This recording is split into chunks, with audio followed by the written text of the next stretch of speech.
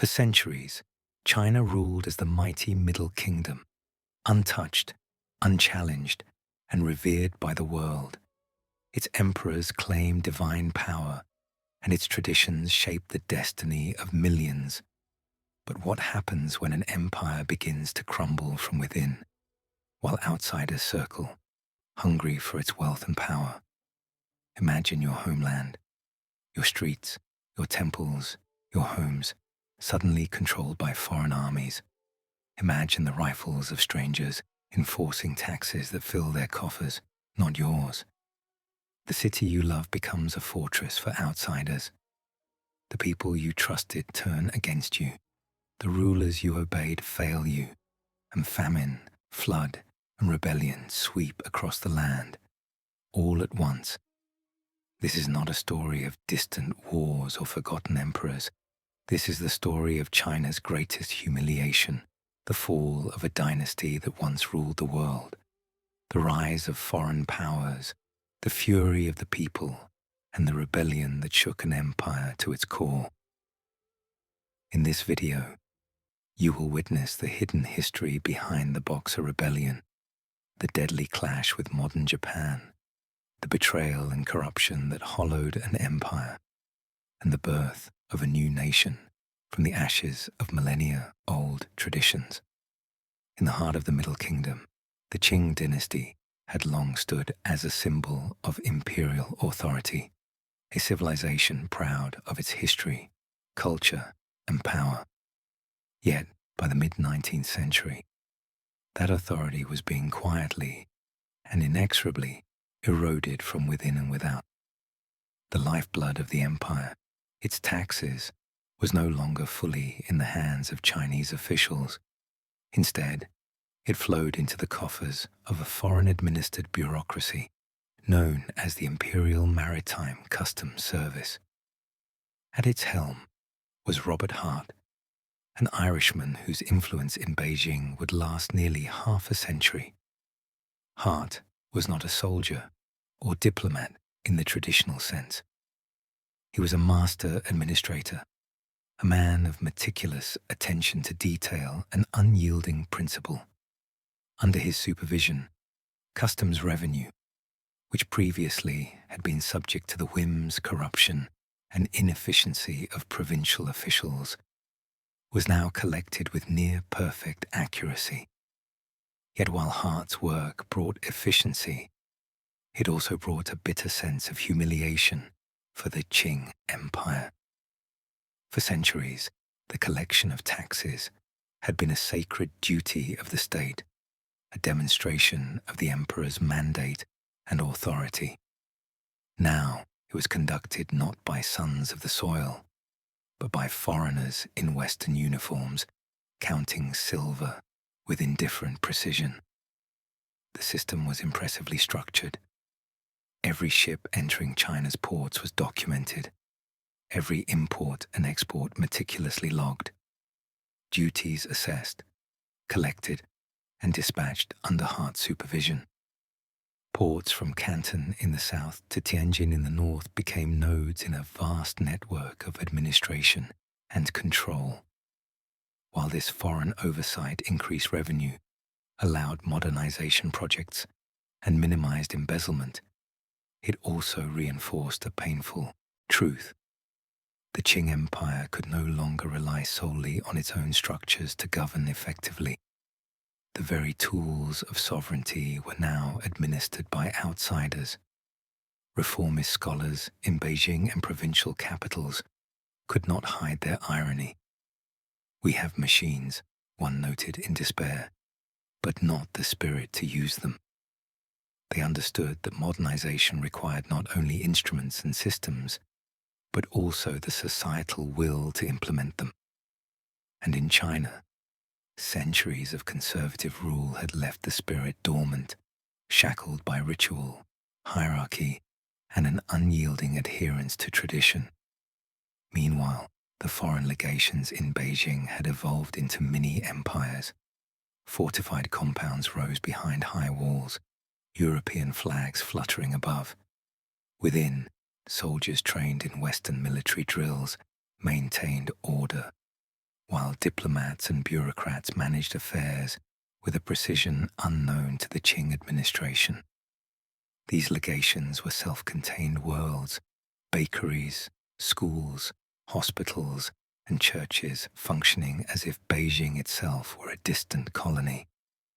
For the ordinary Chinese citizen, these compounds were visible symbols of encroaching dominance, a constant reminder that foreign influence had penetrated the very heart of the empire.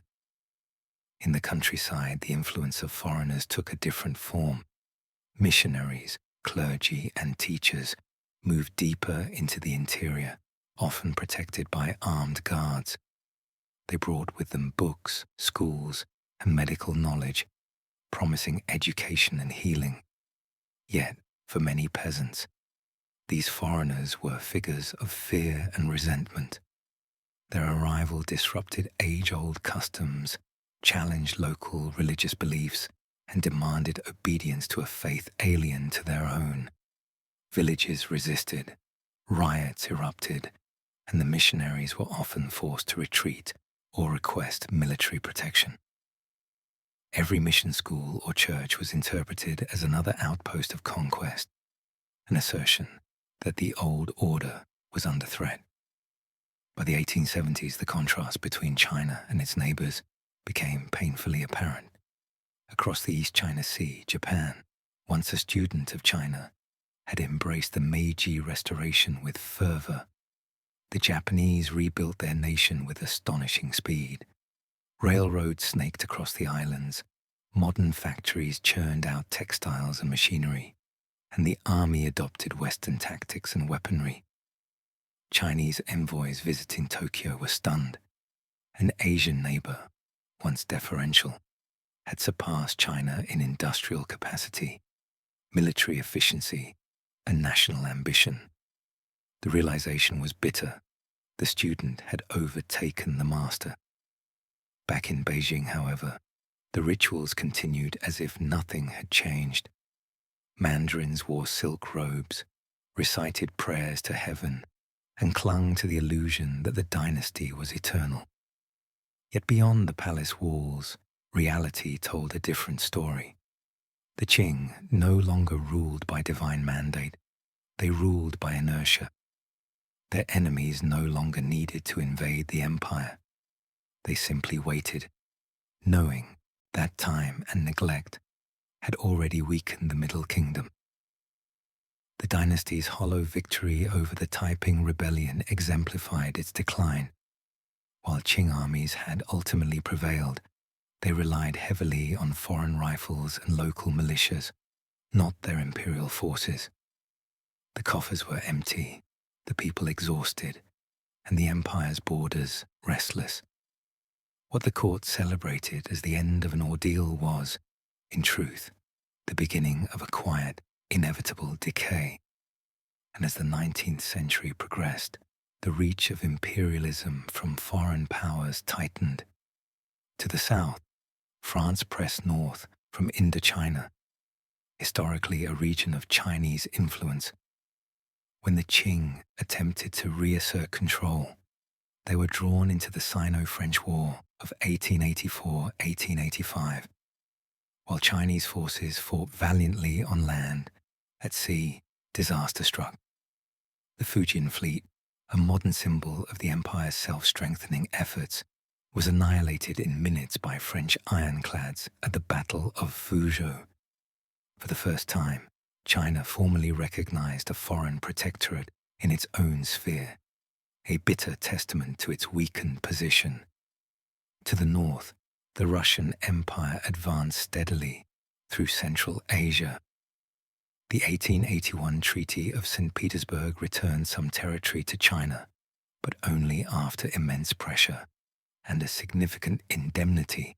What might have been called a diplomatic victory felt more like defeat. Meanwhile, Britain expanded outward from India, annexing Burma and Sikkim, retreating the Qing frontier ever further. Year after year, the empire signed treaties, paid indemnities, and watched foreign flags rise across its lands. Within the Qing court, reformers pleaded for modernization, The self-strengthening movement sought to build railways, factories, and shipyards, and to modernize the army. Yet tradition resisted change. Empress Dowager Cixi allowed progress only enough to consolidate her control.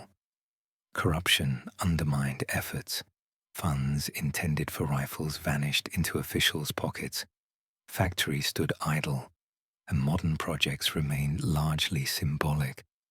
China had the outward trappings of a modern empire but lacked the substance, the education, the infrastructure, the spirit to sustain it. By 1894, the consequences of this stagnation became clear. Japan, now industrialized and unified, confronted China over Korea. The First Sino-Japanese War was swift and decisive. Chinese fleets, once feared, were destroyed. Japan captured Manchuria and the Liaodong Peninsula. The Treaty of Shimonoseki forced China to cede Taiwan, recognize Korea's independence, a polite term for Japanese control, and pay a massive indemnity. The humiliation was compounded when foreign powers intervened in Japan's favor, setting the stage for further partitioning of the empire. Within Beijing, the human cost of foreign control was visible every day. The common people watched as foreign flags waved over their cities, railroads cut through ancestral lands, and missionaries preached under armed guard. Poverty, famine, and flood compounded the sense of betrayal. Taxes rose to pay foreign debts, while traditional systems of governance grew increasingly irrelevant. In the villages, anger fermented into resentment, resentment into rage. The empire's soul was hollowed out, and for the first time, China's people began to question not only their government, but the legitimacy of their rulers themselves. Out of this desperation arose movements like the Righteous and Harmonious Fists, or Boxers. Farmers, laborers, and former soldiers gathered beneath temple eaves, performing martial rituals they believed would make them invincible. Armed with swords, spears, and faith, they attacked symbols of foreign intrusion. What began as superstition became a violent campaign against missionaries, railways, and anyone who represented foreign control. For the first time, rebellion was not just against officials, but against the very idea of foreign domination. The Qing court initially dismissed the Boxers as mere rebels, but decades of defeat, humiliation, and foreign encroachment had shifted attitudes. Empress Dowager Cixi, the woman who had ruled for decades from behind a curtain, faced a stark choice: side with foreign powers and accept servitude, or gamble everything by supporting the Boxers, hoping divine intervention would protect China. By 1900, she chose the latter, a decision that would bring catastrophe, yet also mark the beginning of China's awakening to its own national identity. In the latter half of the 19th century, while China wrestled with foreign intrusion and internal decay, a nearby island nation embarked on a transformation that would astonish the world. Japan, long a student of Chinese civilization, once bound by centuries of isolation, now embraced a radical path of modernization known as the Meiji Restoration. What followed was nothing short of revolutionary, a total reimagining of society, economy, and military, a process that would leave the once great Middle Kingdom staring in disbelief. The Meiji Restoration of 1868 was more than a political upheaval. It was a deliberate, calculated reinvention of Japan itself. The centuries-old Tokugawa shogunate had maintained peace through a rigid social hierarchy, strict isolation, and adherence to tradition. But the arrival of Commodore Perry and his black ships in 1853 exposed the vulnerability of a nation cut off from the currents of global power. The shogunate's inability to resist foreign pressure sparked national introspection, political turmoil, and ultimately the restoration of imperial rule under Emperor Meiji. Unlike the Qing Dynasty, which clung to centuries-old ritual and hierarchy, Japan recognized that survival in the modern world demanded transformation, and transform it did. Japan's leaders understood that modernization was not merely a matter of military mimicry. It was a comprehensive effort to rebuild the economy, infrastructure, education, and governance from the ground up. Railroads were laid across mountains and plains, connecting previously isolated regions, allowing trade, travel, and communication at speeds unimaginable just decades before. Factories churned out textiles, machinery, and weapons, and urban centers grew as hubs of industrial activity. Steamships replaced junks, and telegraph lines carried messages across vast distances in hours rather than weeks. The army, once a collection of feudal retainers bound by loyalty to local daimyo, was transformed into a modern, centralized military modeled on Western standards. German instructors trained Japanese officers in strategy and tactics, while French engineers helped modernize artillery and fortifications. By the 1880s, Japan's army and navy were not merely symbolic. They were professional, disciplined, and fully capable of projecting power beyond the home islands. Chinese envoys who visited Tokyo in the 1870s were stunned. They had come to observe a neighbor who had historically respected China as the cultural and political center of East Asia, a middle kingdom whose wisdom had guided generations. Instead, they encountered a nation that had embraced the tools of the West with fervor. Iron rails cutting across mountains, telegraphs transmitting orders instantly, and cities humming with industry and commerce. For these envoys, the lesson was clear and bitter. The student had overtaken the master. In contrast, the Qing dynasty remained mired in ritual, bureaucracy, and tradition. The court in Beijing still observed centuries-old customs, conducted elaborate ceremonies, and clung to the notion of the mandate of heaven. Silk robes and incense-filled halls symbolize continuity, but beyond the palace walls, the empire's institutions faltered. Taxes were collected with foreign oversight. Armies relied on regional militias and imported rifles. Factories, when built, often stood idle due to lack of training or corruption. China had the outward trappings of modernity, yet lacked the practical structures or societal will to make them effective. The contrast could not have been more dramatic. In Japan, modernization was embraced aggressively, without hesitation.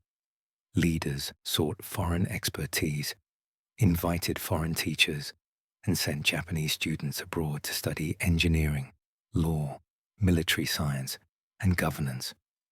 Knowledge, not heritage alone, became the measure of national strength. In China, reformists struggled to implement change, hindered by a court that feared disruption more than decline.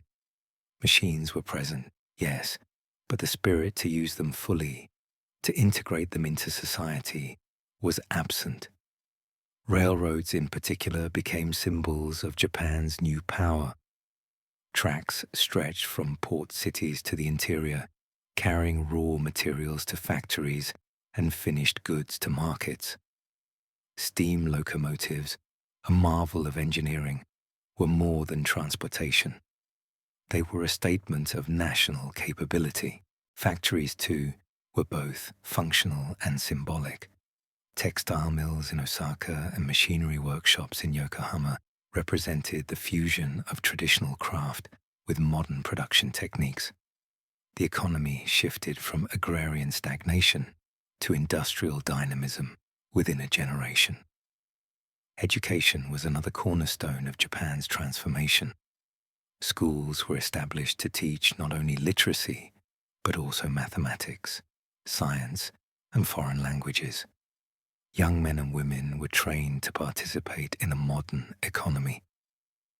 Overseas study programs allowed a generation of Japanese students to absorb Western knowledge in Tokyo, London, Paris, and Washington. This intellectual cross-pollination created a class of leaders capable of navigating diplomacy, commerce, and military strategy in a rapidly globalizing world. By the 1880s, Japan's military victories validated this rapid modernization. The army, disciplined and technologically advanced, could rival any European power, while the navy, modeled on the British Royal Navy, could assert influence across the seas. These developments shocked Chinese observers. Envoys returning from Tokyo reported back in disbelief. A nation we once instructed now commands steel and steam as we never could. In Beijing, the court struggled to comprehend the speed and comprehensiveness of Japan's rise. Traditional beliefs clashed with harsh reality. China had long assumed that culture and hierarchy alone would maintain power. Japan had proven otherwise. The implications were profound. For centuries, China had exercised cultural hegemony in East Asia. Tributary states and neighbors had acknowledged Chinese authority, often sending envoys to learn Confucian principles. Korea, Vietnam, and parts of Central Asia had historically deferred to Beijing. Now, Japan, once a student, emerged as a competitor, not only in military and economic terms, but also in global influence. Within a few decades, the balance of power in East Asia had shifted irrevocably. The Qing Dynasty, meanwhile, attempted reforms through initiatives like the self-strengthening movement, building arsenals, shipyards, and modern factories. Yet these measures were piecemeal, inconsistent, and often undermined by corruption or resistance from conservative factions. While Japan pursued comprehensive reform from the top down, China's efforts were fragmented and half-hearted. Foreign advisors and missionaries tried to introduce knowledge, yet lacked sufficient authority to enforce systemic change. The result: China's modernization remained superficial, its potential stunted by inertia and fear of destabilizing tradition. The contrast between the two nations extended beyond technology and industry.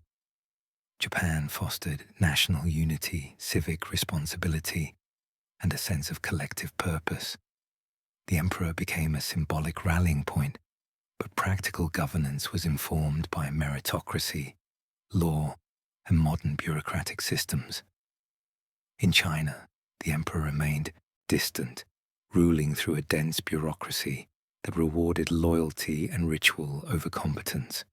The people, burdened with taxes and resentment, witnessed the hollow grandeur of a court that could no longer protect or provide for them. By the early 1890s, the difference was undeniable.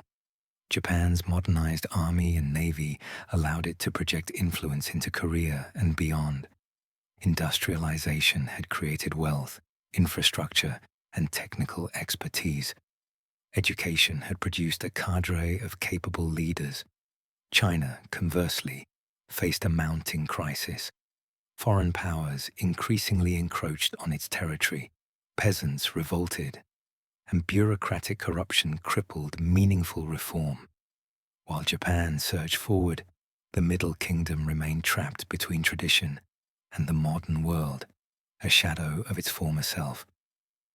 The shock felt by Chinese envoys visiting Japan was more than cultural, it was existential. They returned to Beijing with first-hand knowledge that the age of the traditional empire was ending. Japan's success demonstrated that history, culture, and ritual alone could no longer guarantee national survival. Strength lay in adaptability, education, infrastructure, and the disciplined use of modern tools. The Qing court, mired in ritual and internal intrigue, could neither act decisively nor mobilize the nation effectively.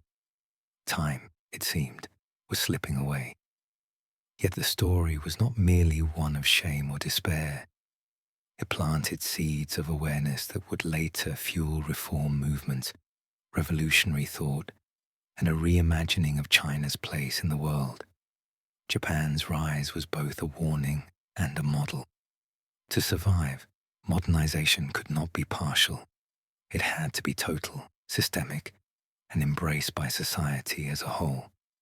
By the mid-19th century, China, the once mighty empire of the Middle Kingdom, had endured a cataclysm unlike any it had faced in centuries. The Taiping Rebellion, a civil war of devastating scale, had swept across the south, leaving rivers of blood, shattered cities, and millions of dead in its wake. When the last cannon fell silent and the banners of rebellion were torn down, the Qing Dynasty emerged victorious. But the triumph was hollow. Victory, in this case, did not restore the grandeur or stability of the empire. The Qing armies had prevailed, not through the strength of the imperial institution, but through foreign rifles and regional militias, loosely coordinated and often loyal only to their commanders. The imperial coffers were empty, drained by decades of military campaigns and desperate attempts to hold a crumbling realm together. The countryside lay ravaged. Fields that once fed millions had been trampled and burned. Rivers carried the refuse of war, and famine followed in the wake of destruction. For the Qing court, survival had come at an extraordinary cost. Provinces were left weak and fractious. Local gentry and commanders held greater power than ever before, and regional militias answered more to their own ambitions than to the emperor in Beijing. While the imperial banners still flew over the Forbidden City, the reality was stark. The dynasty no longer ruled by divine mandate alone. Authority had shifted from ritual and ideology to inertia, the simple passage of time allowing the Qing to continue existing while the world moved on around it. This hollow victory was a paradox. The empire remained intact in name, yet its core institutions had been undermined. Soldiers bore the latest rifles imported from Europe, yet their loyalty was transactional rather than heartfelt. Militias, raised from local villages, could be effective in battle, but often operated according to local interests. The Qing court had become a hollow symbol, a distant and ornate theatre of power that no longer translated into real control. The economic consequences were equally dire. The treasury, emptied by prolonged warfare, could not fund reconstruction or modernization. Taxes, always heavy, rose further, squeezing peasants who had survived the rebellion only to face starvation, disease, and relentless exactions. Famine stalked the northern plains, while southern provinces struggled to recover from the scorched earth left by armies and insurgents alike. Trade was disrupted, markets collapsed, and inflation further impoverished the rural population. Borders that had once been secured through diplomacy and tribute were now restless and porous. Minor rebellions flared up across regions, and the imperial army, stretched thin and reliant on foreign technology and expertise, could do little more than hold territory rather than govern it effectively. In many ways, the Qing dynasty had survived in form, but it had lost the substance that had once made it a force to be reckoned with. Scholars and reformists within the court understood the irony and danger of the situation. The very symbols of imperial authority, golden robes, ornate ceremonies, and proclamations to heaven, remained. Yet the empire lacked the practical means to enforce its will. China had machines, they lamented, but lacked the spirit and organizational capacity to use them effectively. The Qing Dynasty, once a beacon of stability, had become a shadow of its former self, its survival more a matter of inertia than of divine or military strength. Even as the court in Beijing clung to ritual and ceremony, the world outside continued to evolve. Foreign powers were observing closely, aware of the empire's vulnerability.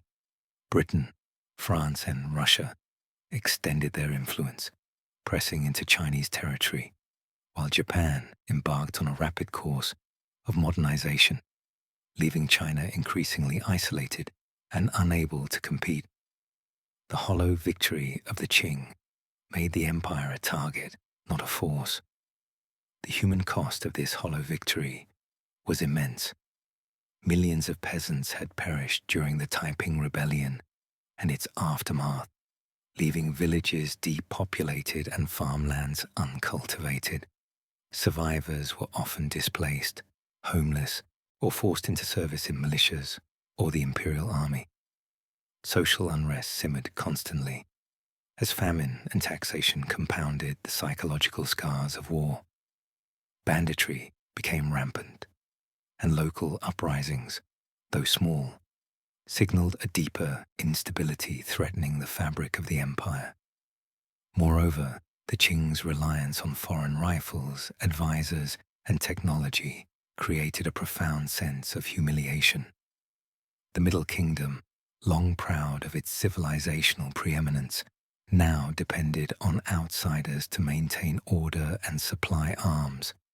The imperial maritime customs, administered by foreigners under the leadership of Robert Hart, collected taxes efficiently, but the arrangement symbolized the erosion of sovereignty. China's coffers, once managed internally, were now subject to foreign oversight. Efficiency had arrived, yes, but at the cost of national pride. The Qing court itself struggled to respond.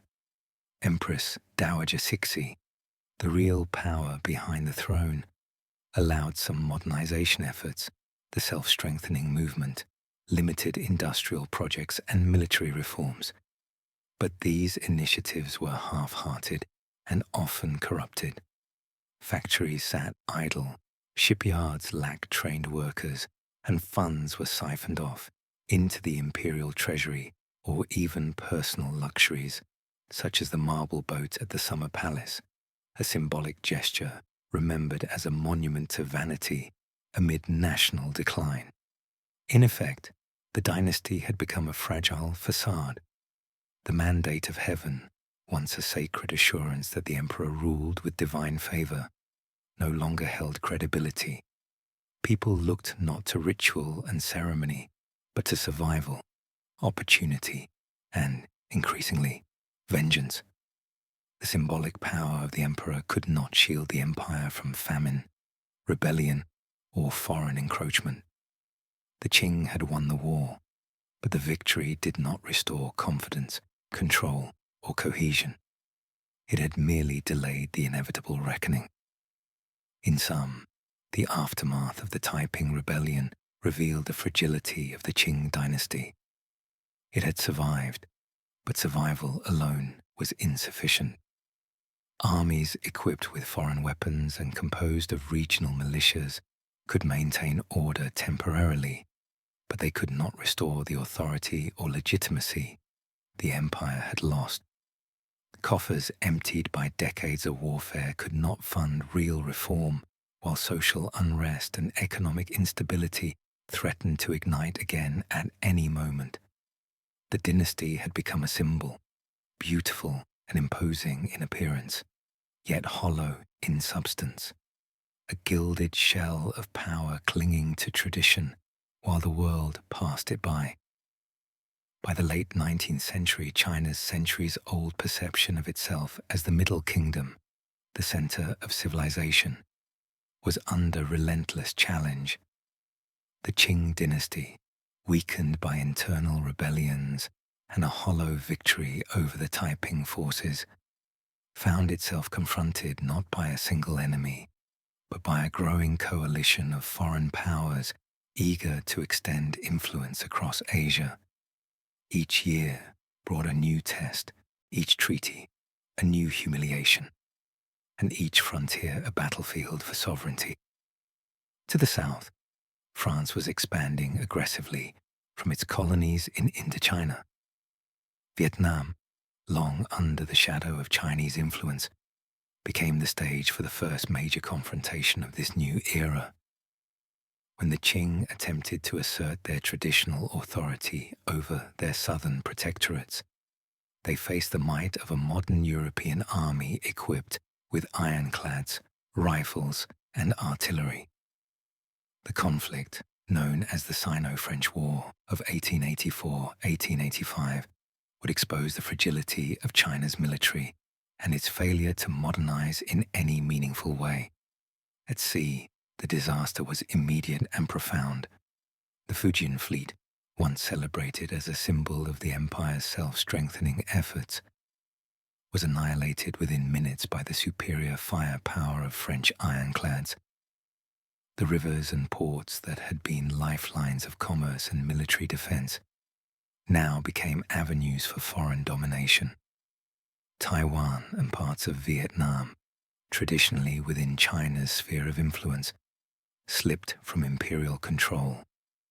The Qing were forced to recognize, for the first time in history, a foreign protectorate within their claimed territories, a bitter acknowledgement of weakness and a prelude to further encroachments. To the north, the Russian Empire moved steadily through Central Asia. Expansion into Xinjiang and Tibet was accompanied by intense diplomatic pressure. In 1881, the Treaty of St. Petersburg returned most of the Ili region to China, but the victory was Pyrrhic. Heavy indemnities had to be paid, and the negotiations themselves underscored the power imbalance between the Qing and the European empires. While the treaty superficially restored territory, the message was clear. China's sovereignty was now conditional, dependent on diplomacy with stronger powers rather than its own strength. Meanwhile, Britain, extending its dominion from India, continued to annex territory along China's southwestern border. Burma and Sikkim fell into British control, pushing the Qing frontier ever backward and demonstrating the empire's inability to resist colonial ambitions. These successive losses were not merely territorial, they eroded confidence in the dynasty and fed popular resentment. The Qing were no longer the unquestioned masters of their own borders. They had become reactive, defensive, and dependent on negotiation and compromise to preserve what remained. This pattern of encroachment was relentless. Year after year, foreign powers pressed, demanded, and extracted concessions. Treaties were signed, land ceded, and silver paid. Each agreement became a reminder of the empire's fragility and the impotence of its military. The once great Qing Dynasty, which had survived centuries as a regional hegemon, now found itself carved into spheres of foreign influence. The world that had once bowed to China now dictated terms to it, using modern armies, diplomacy, and economic pressure as weapons. Inside the Forbidden City, reformist officials pleaded for modernization and stronger defenses. Factories were built, railways laid down, and arsenals constructed. But corruption and mismanagement diluted these efforts. Silver meant for rifles disappeared into private pockets, and regional militias, often loyal to local commanders rather than the emperor, were no match for professional European armies. The symbols of modernization existed, but the substance, the trained personnel, the disciplined organization, the coordinated strategy, was missing. The psychological impact of these repeated humiliations cannot be understated. Peasants, already struggling with famine and economic dislocation, saw foreign flags flying where the dragon banner once waved. Merchants and scholars understood the implications. China's sovereignty was being systematically stripped away, yet the imperial court remained enthralled by ritual and ceremony, incapable of decisive action. For ordinary people, these foreign intrusions were a daily reminder that the empire's strength was a shadow of its former self. The Sino-French War, the Russian advances, and the British annexations together painted a portrait of an empire in retreat. These were not isolated incidents but part of a larger pattern. The world was modernizing rapidly, and China's inertia rendered it increasingly vulnerable. Foreigners imposed treaties and indemnities with bureaucratic precision, exploiting the Qing's reliance on diplomacy to maintain a facade of stability. Each agreement, while appearing minor, chipped away at the empire's authority, and every concession fed domestic discontent. These encroachments also sowed the seeds of future uprisings. In provinces like Shandong, peasants, local gentry, and former soldiers began to grow restless, angered not just by poverty and famine, but by the humiliations imposed by foreign powers. The empire's inability to defend its territory or enforce sovereignty created a climate ripe for rebellion, spiritual movements, and eventually nationalist sentiment. The loss of trust in the Qing court would later fuel the Boxer Rebellion and other revolutionary movements, signaling that the dynasty's troubles were far from over. The pattern was clear: China's military lag, bureaucratic corruption, and adherence to tradition rendered the empire incapable of resisting the encroachment of foreign powers. Where once Chinese envoys would have been treated as masters of their own destiny, they were now supplicants negotiating from weakness.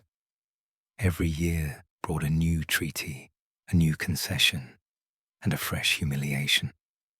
The Qing dynasty's authority, both internal and external, was slowly being eroded.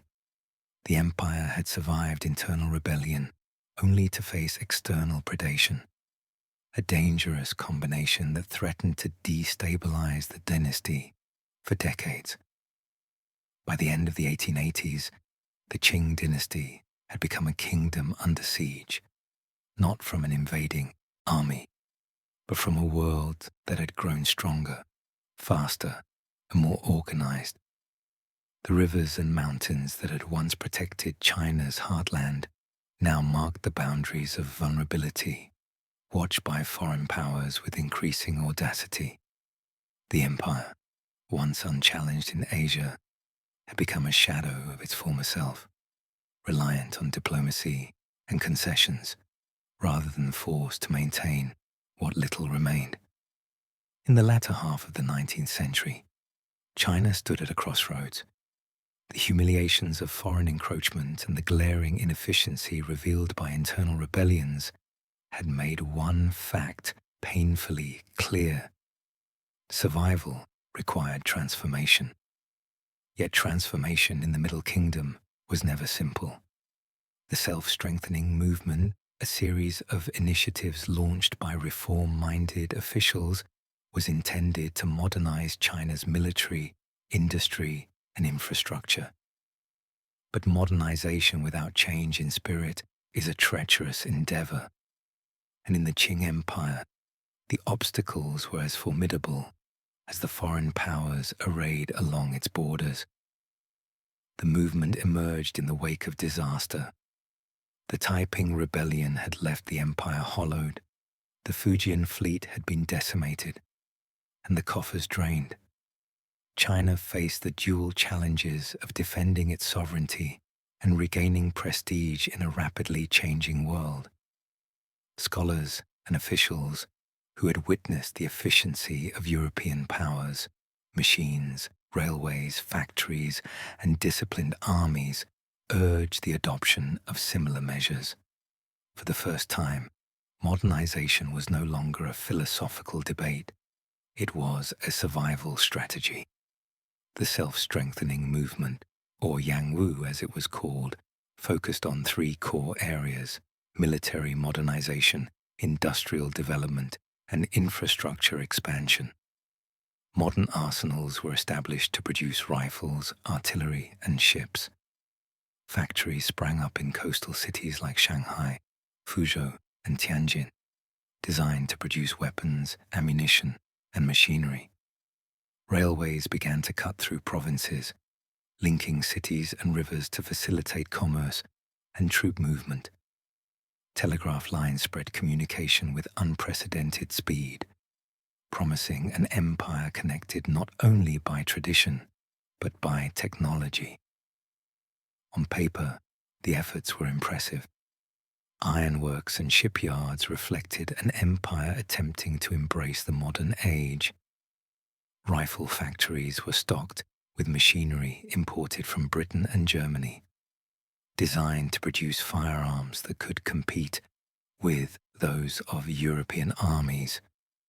New academies were established to teach engineering, navigation, and military science. It seemed as if China, finally, was awakening from centuries of inertia, ready to reclaim its standing among the world's powers.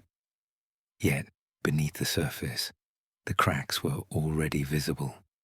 The soul of the empire resisted change.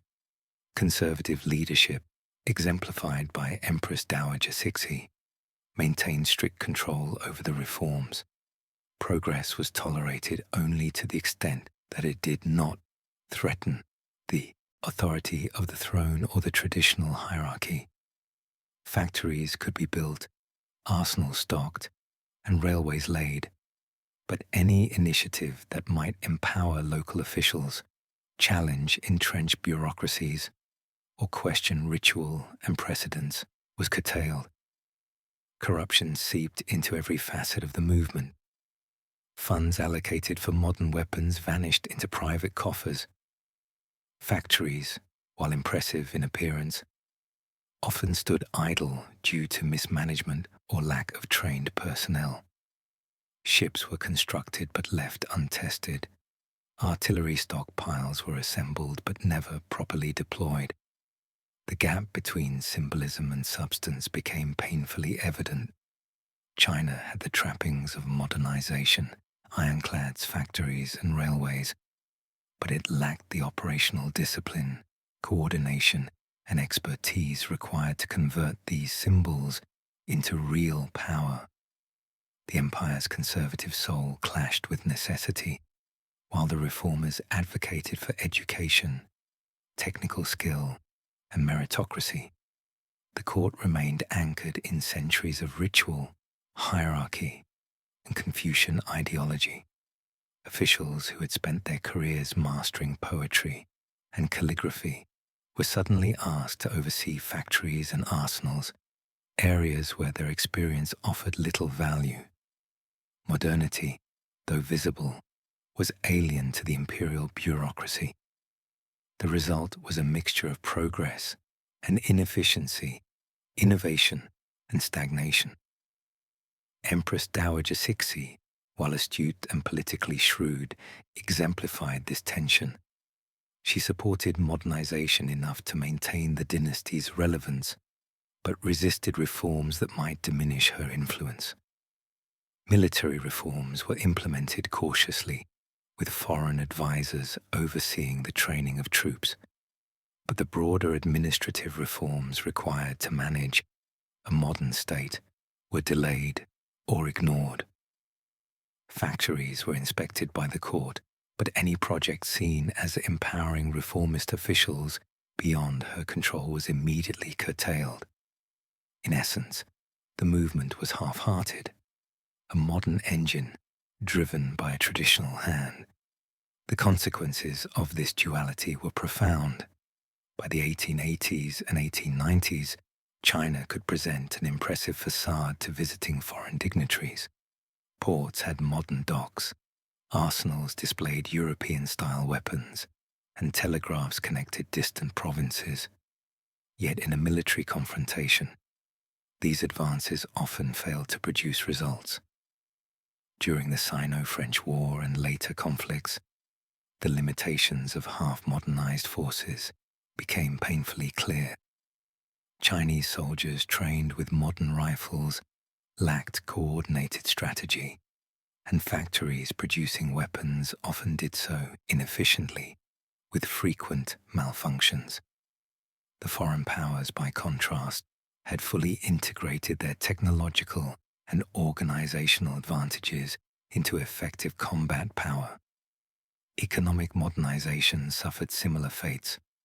Railways and factories could boost production and trade, but corruption, lack of technical knowledge, and bureaucratic inefficiency reduced their impact. Merchants complained of inconsistent regulations, regional officials hoarded funds or demanded bribes, and workers were often unskilled in operating the new machinery. The symbols of progress existed, but the underlying structures necessary for sustained modernization were missing. China could appear modern, but in reality, it remained vulnerable, reactive, and ill-prepared for external challenges. Despite these challenges, the self-strengthening movement laid important groundwork for future reforms.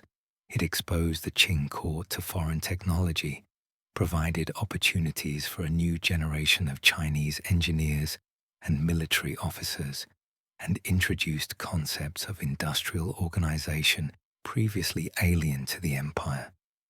Students sent abroad returned with knowledge of Western science, engineering, and military strategy, planting seeds that would eventually influence 20th century reform movements.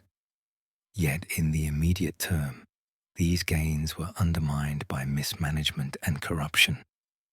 The struggle between modernization and tradition was evident in every project. Shipyards constructed European-style vessels, yet crews often lacked the training to sail them efficiently. Rifle factories produced modern firearms, but militias and regional troops were rarely drilled to use them effectively. Even the telegraph, a revolutionary tool, could not overcome administrative bottlenecks that delayed critical messages. The tension between aspiration and reality defined the self-strengthening movement. China could see the path to power, but the journey was obstructed by inertia, corruption, and fear of reform. This combination of effort and failure created a paradox. The empire had the appearance of modernity, but lacked the substance. To visiting envoys, China seemed to be keeping pace with the world. To the people, it seemed to be standing still. And to foreign powers, it was an opportunity. The Qing Dynasty could be coerced, negotiated with, and humiliated, all while appearing superficially competent. Moreover, the economic strain of modernization exacerbated social tensions. Taxes rose to fund industrial projects and military expansion, adding pressure to a population already suffering from famine, floods, and foreign incursions. Rural resentment grew alongside the perception of corruption, and this discontent would later fuel movements like the Boxer Rebellion. Modernization, intended to strengthen the empire, paradoxically highlighted its weaknesses, leaving the Qing vulnerable both domestically and internationally. By the turn of the century, the Qing had achieved a delicate balance, a superficial modernization that placated reformers and foreign powers, but a deeply rooted conservatism that prevented true reform. Factories stood, railways connected cities, and arsenals existed, but the operational capacity to defend the empire, maintain authority, and ensure economic stability remained fragile. The self-strengthening movement was a testament to the desire for survival, yet it underscored the limits imposed by tradition, corruption, and inertia. The legacy of this period was mixed. While the movement failed to save the Qing from future humiliations, it introduced new concepts and technologies that would shape China's eventual transition into the modern era. Engineers trained in arsenals, students sent abroad, and administrators exposed to foreign organizational practices would become the architects of later reforms, revolutions, and industrial projects.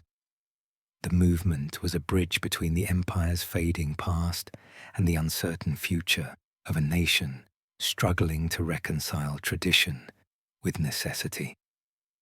The self-strengthening movement exemplifies the tragedy of China's 19th century predicament.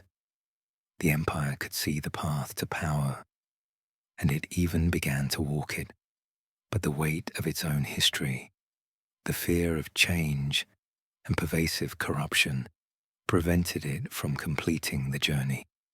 China possessed symbols of modernity, but without substance, these symbols were insufficient to defend its sovereignty, to strengthen its economy, or to unify its people. The lesson was clear. Modernization demanded more than machines. It demanded vision, discipline, and the courage to transform the soul of an empire. By the 1890s, the balance of power in East Asia was shifting dramatically.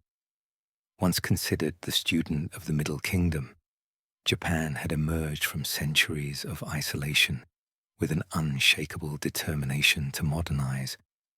The Meiji Restoration had transformed the nation, industrialized its economy, and forged a military capable of challenging any power in the region. Across the sea, China, the great empire of centuries, struggled to adapt. Its self-strengthening movement had produced symbols of modernity, but substance lagged behind. The stage was set for confrontation, and Korea, long a tributary and little brother to China, would become the flashpoint.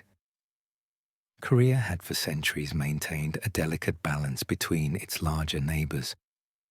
Its kings sent tribute to the Qing court, acknowledging the suzerainty of the Middle Kingdom, while local rulers retained autonomy over internal affairs. But by the 1890s, Korean society was under strain. Corruption among local officials, natural disasters, and resentment of foreign influence had fueled unrest. Peasant uprisings erupted periodically, and these insurrections created opportunities for outside powers to assert influence. Japan, eager to demonstrate its newfound strength and protect its interests on the peninsula, saw in Korea both a strategic necessity and a chance to test its modernized military. In 1894, a rebellion broke out in Korea, the Donghak Peasant Rebellion, driven by social injustice, taxation grievances, and anti-foreign sentiment, escalated quickly. The Korean king, overwhelmed and seeking external assistance, turned to China for military support. The Qing sent troops under the pretext of restoring order, following centuries-old protocol. Japan, observing these movements, interpreted Chinese deployment as a challenge to its own regional ambitions. The stage was set for a war that would redefine East Asia. The First Sino-Japanese War erupted, a conflict that would shock the world and expose the stark differences between a modernized military and one trapped in tradition. Japan, with its well-trained army, disciplined officers, and efficient logistics, moved swiftly. Its navy, modern and industrially equipped, could project power across seas with ease. The Qing, despite decades of attempts at modernization, relied heavily on regional militias and ships hastily built in arsenals that suffered from mismanagement. The contrast could not have been starker. The naval battles became emblematic of the conflict. The once vaunted Qing fleets, including ships constructed in the Fujian and Guangdong arsenals were shattered by the Japanese Navy. At the Battle of the Yalu River, Chinese forces faced the devastating efficiency of Japanese artillery and maneuver tactics. Ships that had been symbols of Qing ingenuity were sunk within hours, leaving the empire vulnerable and humiliated. Japan's naval officers had studied European strategies meticulously, drilled their crews relentlessly, and applied the lessons of modern warfare with precision.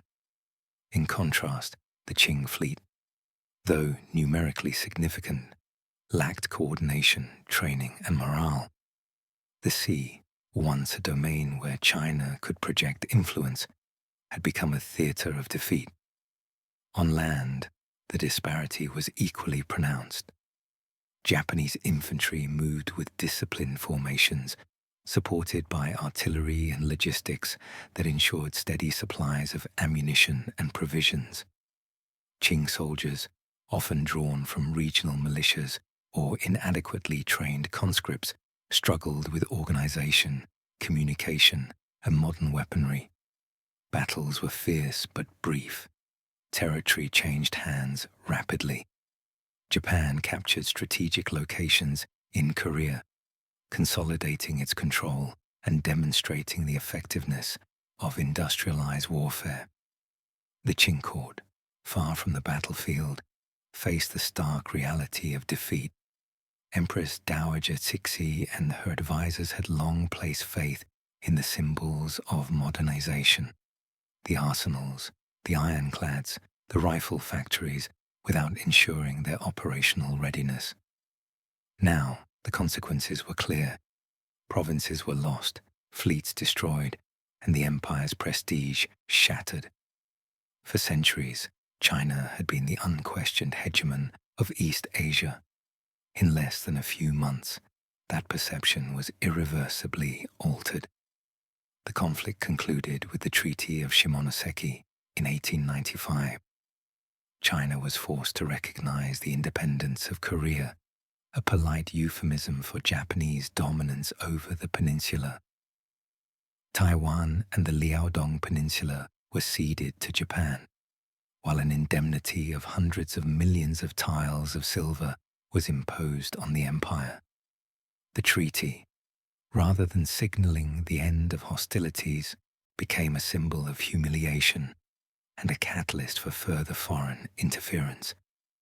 China's defeat revealed the empire's inability to defend its territories, the futility of half-hearted modernization, and the limits of its traditional military structures. The Qing court misinterpreted a subsequent event as salvation. The Triple Intervention, where Russia, France, and Germany pressured Japan to return the Liaodong Peninsula, was viewed in Beijing as a diplomatic reprieve. For a moment, it seemed China had avoided further territorial loss. In reality, it was merely the opening act of a more extensive partition. Foreign powers, emboldened by China's weakness, began carving spheres of influence across the empire. Germany seized Shandong. Russia consolidated control in Manchuria. Britain expanded influence along the Yangtze River, and France dominated southern provinces. The lesson was harsh and clear. China's failures invited not negotiation, but occupation. For the people of China, the defeat had profound psychological and social impacts. Centuries of believing in the empire's invincibility were shattered. The notion that China could defend its traditional tributaries, like Korea, or project power beyond its borders, was gone. Instead, foreign powers dictated terms, territories, and trade, often with little regard for local governance or population well-being. Across villages, resentment grew. Farmers, merchants, and intellectuals alike began to question the competence of the dynasty, the effectiveness of its military, and the sincerity of reforms. In Korea, the Japanese presence marked a new era. Their administration emphasized modernization, efficient governance, and economic development, albeit for strategic control rather than altruistic motives. Railways and telegraphs were introduced, schools built, and Japanese advisors installed in government positions. While this brought some stability, it also created resentment among Koreans, who viewed foreign dominance as an occupation rather than liberation. Korea became both a laboratory for Japan's emerging power and a symbol of China's decline. Meanwhile, in China, the humiliation of the defeat ignited debates among reformists, intellectuals, and officials. The question was no longer theoretical. Could the empire survive if modernization remained incomplete, corrupt, and half-hearted? Some argued for radical reform, advocating industrialization, military overhaul, and education abroad. Others cautioned that foreign influence was corrosive and sought to preserve tradition while selectively adopting Western technology. This internal tension between necessity and conservatism, reform and ritual, would define China's path into the 20th century. The First Sino-Japanese War also reshaped regional perceptions. Japan, once seen as a pupil of Chinese civilization, had demonstrated that knowledge and adaptation could surpass tradition and seniority. Asian states, previously deferential to China's prestige, began to reconsider the balance of power. European powers, observing Japan's rise and China's decline, recalibrated their own ambitions in East Asia, exploiting the vacuum left by a weakened Qing Dynasty. The war was not merely a clash of armies. It was a decisive moment in the global shift of power, signaling the arrival of Japan as a modern imperial force and the vulnerability of China to internal and external pressures. The human cost of the war was staggering. Tens of thousands of soldiers perished on both sides, while civilian populations suffered displacement, famine, and economic disruption. Qing military defeats eroded the morale of troops and officials alike. Soldiers who had been trained in modern arsenals found themselves overwhelmed by a disciplined, strategically adept opponent. Entire provinces faced economic instability as resources were diverted to pay indemnities, rebuild lost infrastructure, and maintain a weakened military. The war had demonstrated unequivocally that symbols of progress were insufficient without organizational, strategic, and societal reform. By the time the Treaty of Shimonoseki was enforced, China's trajectory had fundamentally changed. The empire's influence over Korea was terminated, the peninsula now under Japanese domination. Taiwan and the Liaodong Peninsula became tangible reminders of vulnerability. Within the Qing court, a sense of despair mingled with urgency. Reform was no longer optional. It was necessary for survival. Yet the inertia of centuries, the weight of tradition, and entrenched corruption continued to obstruct meaningful change. The empire had glimpsed the future, but the path toward it remained treacherous. The war also left a psychological legacy that would fuel future movements. The humiliation experienced at the hands of Japan, a former student of Chinese culture, inspired a re-evaluation of national identity. Intellectuals and reformers began to advocate for a stronger, more unified China, one that could resist foreign domination and modernize without losing its cultural essence. The seeds of nationalism, revolutionary thought, and reformist movements were sown in the fertile soil of defeat and indignity. Korea had been the battlefield, but the war's impact rippled across China, shaping consciousness, policy debates, and future generations of leaders. The First Sino-Japanese War marked a turning point in East Asian history, It revealed the consequences of delayed modernization, exposed the fragility of traditional power structures, and heralded the rise of a new imperial actor. Korea, caught between the ambitions of China and Japan, became the stage upon which the drama of regional transformation unfolded. The Qing Dynasty, already weakened by internal rebellion and corruption, now faced an existential crisis: adapt swiftly or continue the descent into fragmentation and foreign domination. The era of unchallenged imperial authority in East Asia was over. A new age, defined by industrial power, military efficiency, and strategic ambition, had begun. By the final decades of the 19th century, China faced a crisis not only from foreign powers, but from within. While the Qing dynasty struggled to maintain authority in the face of Japan's rise and Western encroachment, its own people suffered under the weight of nature, taxation, and neglect. Famines, floods, and oppressive levies transformed the countryside into a landscape of despair.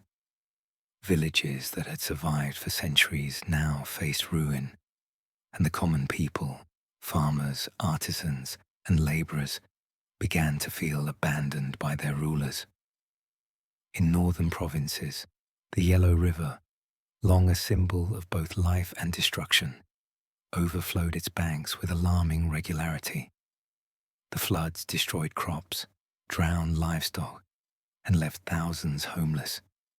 Grain stores, often already inadequate, were swept away, leaving communities dependent on precarious relief efforts. In the south, droughts ravaged farmlands, causing famine and forcing families to abandon ancestral homes in search of food. The once stable rhythms of rural life had been shattered. People grew bitter, questioning the emperor's ability to protect them and doubting the wisdom of officials who collected taxes with ruthless precision while providing little in return. High taxes exacerbated the suffering. To pay for indemnities imposed after humiliating defeats, including the Sino-Japanese War, the Qing court demanded ever-increasing levies from the provinces. Farmers were forced to surrender a portion of their crops, often leaving them with barely enough to survive. The tax collectors, many corrupt and ruthless, compounded the misery by seizing land or property for perceived shortfalls. In villages across Shandong and the northern plains, resentment simmered like a slow-burning fire. The peasants were not merely angry, they were desperate, and desperation often transforms patience into rebellion. Adding to the unease, modern projects imposed by the Qing and foreign powers disrupted traditional life. Railways, intended to modernize transport and commerce, cut across ancestral graves, sacred grounds, and village boundaries.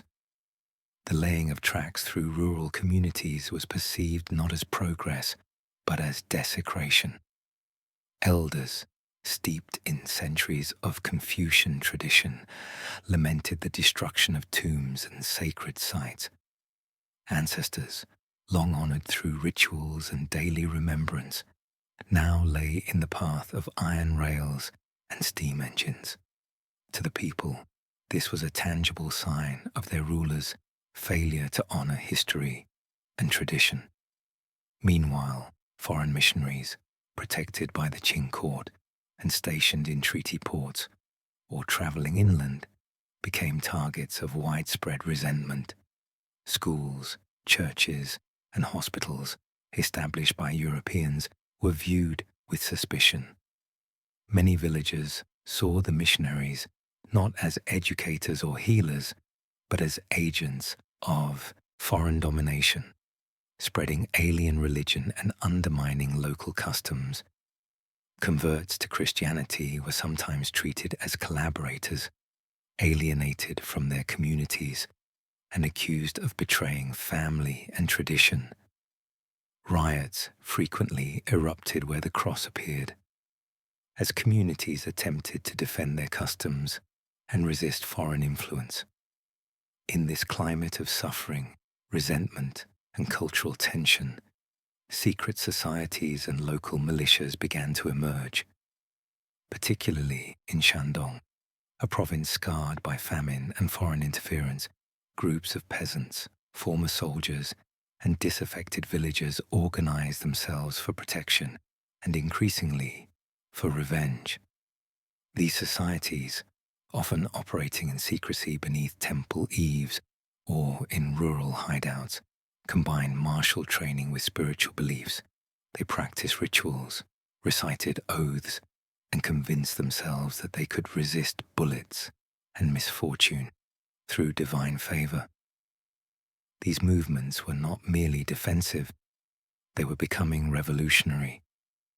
The most famous among these groups were the Righteous and Harmonious Fists, known to Western observers as the Boxers. They arose in northern China at the end of the century, initially as a response to social, economic, and environmental pressures. But as famine, floods, and high taxes continued, their movement evolved. No longer limited to local grievances, it became a crusade against foreign intrusion. Missionaries and Qing officials deemed ineffective or corrupt. Villagers believed that by training their bodies and spirits, they could resist bullets, repel foreign devils, and restore balance to a world that had turned against them. This era of domestic crisis was marked by a growing awareness among the people that the old structures of authority, rituals, loyalty to the emperor, traditional hierarchies, no longer guaranteed protection or justice. They witnessed the Qing Dynasty survive foreign wars, lose territory, and impose oppressive taxes, all while failing to provide relief for famines and floods. The message was clear. Divine mandate alone could not secure life and prosperity. To survive, they had to act themselves. The combination of environmental disasters, economic exploitation, and cultural disruption created fertile ground for anger to become organized rebellion. Across Shandong, villages saw the rise of leaders who combined charisma, martial prowess, and spiritual authority. These local figures inspired their communities, offering hope of protection, justice, and revenge. They preached that heaven had turned away from corrupt officials and foreign interlopers, and that only through direct action could balance be restored. Communities that had once been passive under imperial authority now found purpose in resistance. The Qing Dynasty, preoccupied with foreign threats and court intrigues, initially underestimated the significance of these movements. Local officials dismissed them as mere superstition or small-scale disturbances. Yet, as the 1890s progressed, the numbers and influence of secret societies grew. Their ranks included not just peasants, but also disenfranchised soldiers and artisans, all united by a sense of injustice and a desire for agency. These groups operated with a sense of urgency, knowing that the empire could not or would not protect them. By the end of the century, the stage was set for a dramatic confrontation. The environmental disasters, famines and floods, continued to devastate crops. Taxation remained harsh, feeding resentment and anger.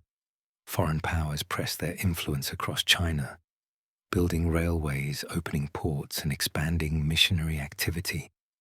The people of Shandong, in particular, were pushed to the brink. What began as survival in the face of natural calamity evolved into a conscious resistance against both domestic and foreign forces. The anger of the common people was no longer private or quiet. It was ready to erupt into collective action.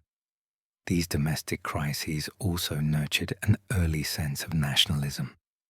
The peasants, artisans, and soldiers involved in local militias began to see their struggle not just as a local or provincial issue, but as a defense of China itself.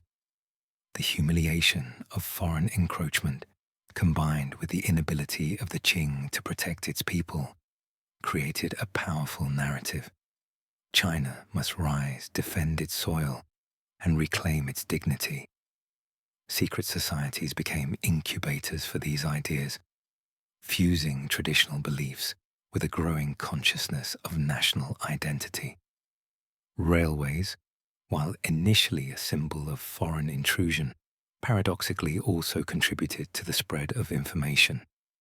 News of uprisings, foreign behavior, and imperial failures traveled faster than ever before. Villagers in remote regions learned of events in the provincial capitals and beyond. This rapid circulation of information allowed disparate groups to coordinate, share tactics, and cultivate a shared sense of purpose. The domestic crisis was no longer isolated to individual villages. It became a regional, even national, movement. The resentment toward foreign religion and missionaries intensified as economic pressures mounted.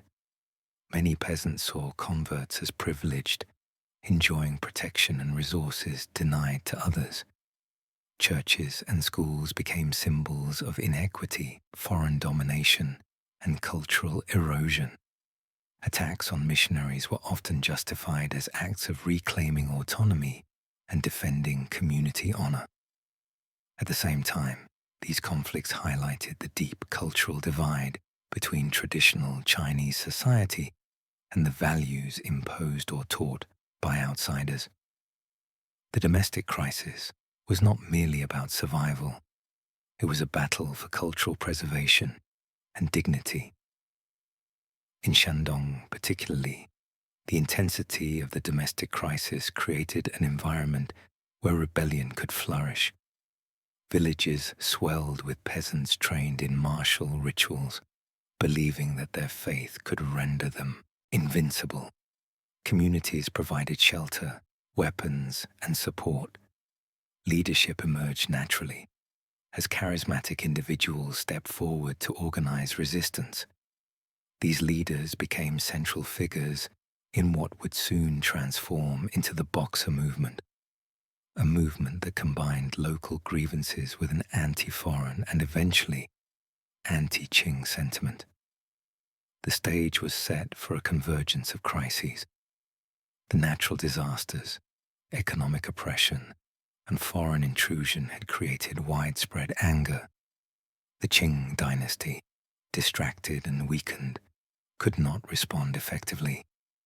Secret societies and local militias, nurtured by desperation and spiritual belief, were ready to act. The peasants of Shandong had grown beyond mere resentment. They had become a formidable, motivated force that challenged both imperial authority and foreign power. As the 20th century approached, the anger that had simmered in Shandong would ignite into open rebellion. The domestic crises of famine, floods, and taxation were no longer isolated tragedies. They were catalysts for collective action. The people who had once bowed to the emperor's mandate now looked to their own strength, to rituals, oaths, and unity. The seeds of rebellion sown during these years would blossom into the Boxer uprising, a movement that, though initially local, would capture the attention of the world and redefine the struggle between China and the foreign powers encroaching upon its sovereignty. Thus, the domestic crisis of the late Qing era was not merely an economic or environmental problem. It was a crucible that forged a new consciousness among the peasantry, revealing the inadequacies of the dynasty and planting the early seeds of nationalism and revolutionary thought. In the villages of Shandong, amid floods and famine, the people were no longer content to suffer in silence. Their anger would become a force capable of challenging centuries of tradition, imperial authority, and foreign intrusion. The stage was set. Nature, oppression, and foreign intrusion had forged a crucible of anger. The people of China, battered and humiliated, were beginning to realize that their fate would no longer be determined by the imperial court alone. A new force was rising from the countryside, one that would change the course of Chinese history forever. By the final years of the 19th century, the northern provinces of China were a land on edge. Floods and famine had devastated crops. High taxes drained families of their meager resources, and the presence of foreign powers had become a daily reality. Yet, amid these hardships, a new force began to emerge from the villages, fields, and temples, a force that combined desperation, martial tradition, and spiritual belief. They called themselves the Righteous and Harmonious Fists, known to outsiders as the Boxers. Their rise would not only challenge Qing authority, but shake the very foundations of China's relationship with the world. The origins of the Boxers were rooted deeply in the social and economic crises of rural China. The Yellow River, whose floods had long shaped northern life, had turned into a symbol of destruction. Villages were destroyed, livelihoods lost, and ancestral graves desecrated by railway projects imposed by foreign powers. The people were suffering, and the traditional institutions of authority, the local magistrates, the Qing bureaucrats, and even the emperor himself, were either unable or unwilling to offer meaningful relief. In this environment of despair, communities began seeking alternative means of protection, justice, and hope. Secret societies, previously marginal, now gained prominence. These groups combined elements of martial training, spiritual rituals, and local leadership. They practiced in secluded temples, under the cover of night, or in open fields where villagers could gather without interference. It was within these secretive spaces that the Yihequan, the Righteous and Harmonious Fists, took form. Their members were ordinary peasants, disillusioned former soldiers, artisans, and villagers who had seen their communities destroyed by famine, floods, or foreign intrusion. Yet within these humble men and women, a powerful sense of agency began to take root. They were no longer willing to wait for relief or protection from an ineffectual government. They would defend themselves and China by their own strength. Central to the Boxers' identity was the belief in martial rituals that granted them divine protection. They trained rigorously with swords, spears, and other traditional weapons, chanting prayers and performing movements believed to make them invulnerable to bullets. Villagers swore that the spirits of their ancestors and local deities could shield them from harm. This belief was not mere superstition.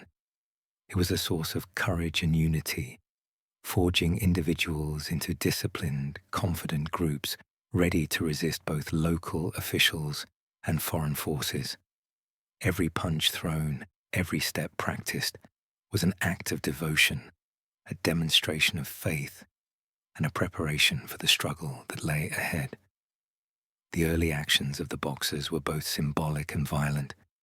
Missionaries, often accompanied by foreign guards, were their first targets.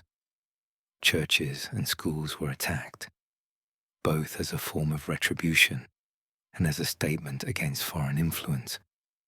In some villages, converts to Christianity were expelled or punished, perceived as collaborators with the foreign intruders. Infrastructure associated with foreign presence, railways, telegraph lines, and warehouses, was damaged or destroyed. These acts were not random. They were calculated statements of resistance, asserting that the people would no longer passively accept humiliation or interference. What made the rise of the Boxers particularly complex was the ambivalent stance of the Qing government. For decades, the dynasty had struggled with foreign powers and internal reform. Empress Dowager Cixi, the ultimate authority behind the throne, balanced modernization efforts with conservative control, ensuring that no change threatened her power. Local governors and magistrates, overwhelmed by natural disasters and popular unrest, were often unsure how to respond. In some regions, they tolerated the Boxers, seeing them as a useful tool to enforce order or intimidate rivals. In others, they offered covert support, supplying funds, weapons, or shelter. This ambiguous stance allowed the Boxers to grow in strength, numbers, and influence, while remaining technically outside the formal structures of authority. The spiritual dimension of the Boxers' movement cannot be understated. They believed that their rituals, prayers, and moral righteousness would summon divine protection. Some practiced fasting, meditation, and purification ceremonies to align themselves with heavenly forces. They believed that foreign bullets would turn to water, or that their bodies could withstand injury if they remained devoted.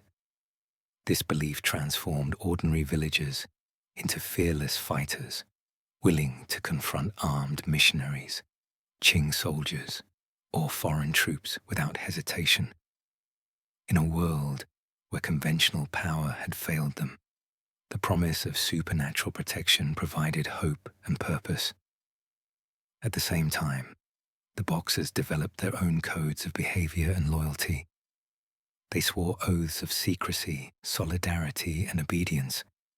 Villagers joined voluntarily, but were bound by communal norms that emphasized honor, courage, and collective responsibility.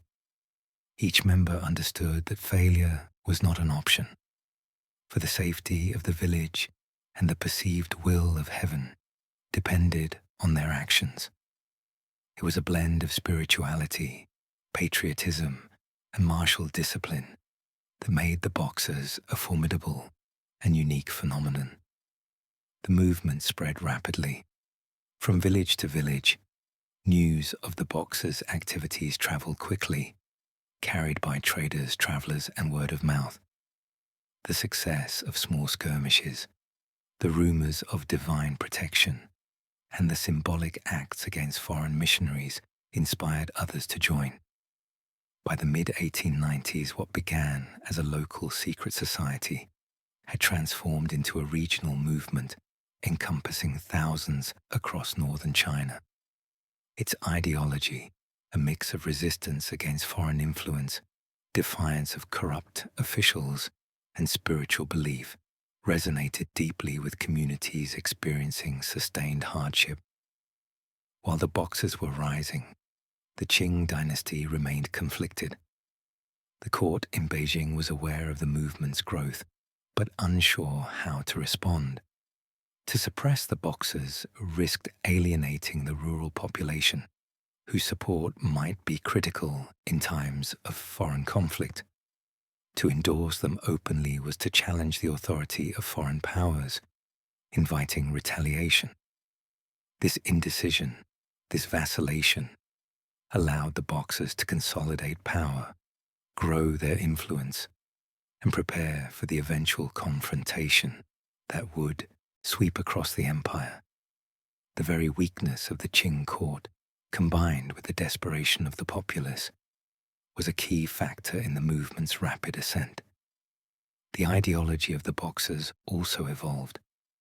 Initially focused on local grievances and spiritual protection, it increasingly adopted an anti-foreign, anti-Christian stance. The presence of missionaries, often armed and accompanied by foreign troops, was a constant reminder of China's subjugation. Villagers believed that by attacking these symbols of foreign power, they could restore China's dignity and assert their agency. Their actions were framed not just as rebellion, but as a moral crusade sanctioned by heaven, a fight to reclaim control over their land, people, and culture. By the late 1890s, the Boxers had become impossible to ignore. Entire villages were mobilized, armed and disciplined. Leaders emerged who could coordinate actions across multiple communities. Rituals, martial training, and shared belief created cohesion and resilience. The combination of desperation, spiritual conviction, and organized action made the Boxers more than a local phenomenon. They had become a national force, ready to challenge both domestic authorities and foreign powers. The rise of the Boxers was also a reflection of deeper societal fractures. Poverty, corruption, and environmental devastation had created a population willing to embrace radical solutions. The failures of the Qing Dynasty to protect its citizens, combined with the encroachment of foreign powers, made rebellion not only possible, but necessary in the eyes of many. The Boxers were the embodiment of popular frustration, spiritual belief, and the urgent need for action. Their movement was a crucible where anger, faith, and martial skill fused into a force that would challenge the established order. By the dawn of the 20th century, northern China was a tinderbox. The Boxers, rising from the villages of Shandong and neighboring provinces, were ready to ignite a rebellion that would draw the attention of the entire world. The peasants, armed with spears, swords, and unwavering belief in divine protection, represented a new form of resistance, one that was both deeply traditional and radically confrontational. What had begun as local self-defense had transformed into a movement that would reshape the relationship between China, its people, and the foreign powers encroaching upon its land. The rise of the Boxers was not simply a story of rebellion. It was the culmination of decades of suffering, humiliation, and hope. From the ashes of famine, floods, and oppression, a movement emerged that would challenge not just the Qing Dynasty, but the very notion of foreign dominance in China. As night fell over the northern provinces, the Boxers prepared to strike. Their fists were righteous, their faith unshakable, and their anger unstoppable. The stage was set for a conflict that would capture the imagination of the world and change China forever. By the turn of the 20th century, the Boxers, the righteous and harmonious fists, had grown from secretive martial societies into a force sweeping across northern China. Their anger, born from famine, floods, and foreign intrusion, now found expression in open rebellion. Shandong, once a quiet province of rivers and fields, became the epicenter of unrest. Villages mobilized, temples became training grounds, and banners declaring resistance to the foreign devils rose over towns and cities. It was a rebellion fueled not just by desperation, but by nationalism, faith, and the desire to reclaim China's dignity. For decades, northern China had been under the silent but unmistakable pressure of foreign powers. Missionaries traveled inland, establishing churches and schools, often guarded by armed foreign escorts. Railways and telegraph lines cut through ancestral graves, serving as daily reminders of foreign control. Local officials, many corrupt or powerless, failed to protect their people. In this environment, the Boxers' message resonated deeply. They promised protection from bullets through martial rituals and spiritual devotion, offered vengeance against foreign oppressors, and asserted that heaven itself was on their side. The rebellion quickly spread beyond Shandong. Town after town declared allegiance to the Boxers, mobilizing thousands of peasants, artisans, and former soldiers. Each village operated autonomously but shared a common ideology: reject foreign influence, defend China, and seek justice through action. Their movement was as much cultural as military, with rituals, oaths, and martial training reinforcing unity. The Boxers were not a conventional army, but a spiritual and nationalistic force, combining fearlessness, discipline, and local support in a way no one had anticipated. Meanwhile, the Qing court in Beijing faced an impossible dilemma.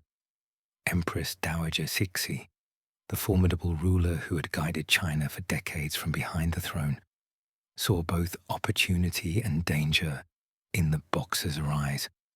For years, she had navigated a delicate balance between appeasing foreign powers and maintaining domestic stability. Now, the Boxers offered her a tool to assert China's sovereignty, a means to resist the encroachment of foreign nations. After careful calculation, Cixi made a fateful choice. In June 1900, she declared support for the Boxers and framed the movement as a patriotic defense of the empire.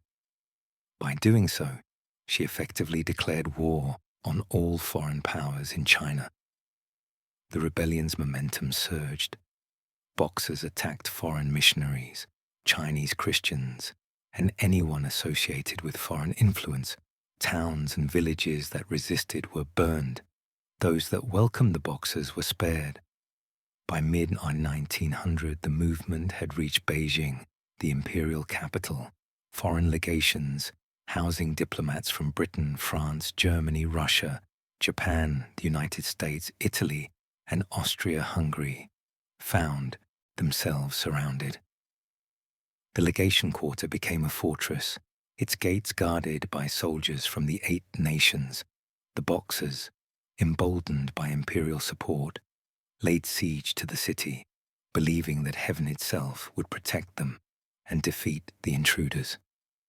The siege of Beijing was a dramatic confrontation of old and new, tradition and modernity, faith and firepower. Boxers attacked with swords, spears, and crude firearms, convinced that their rituals made them invincible. They stormed gates, clashed with guards, and sought to eliminate foreign presence in the capital. The city became a theater of chaos, with temples, streets, and alleys transformed into battlegrounds.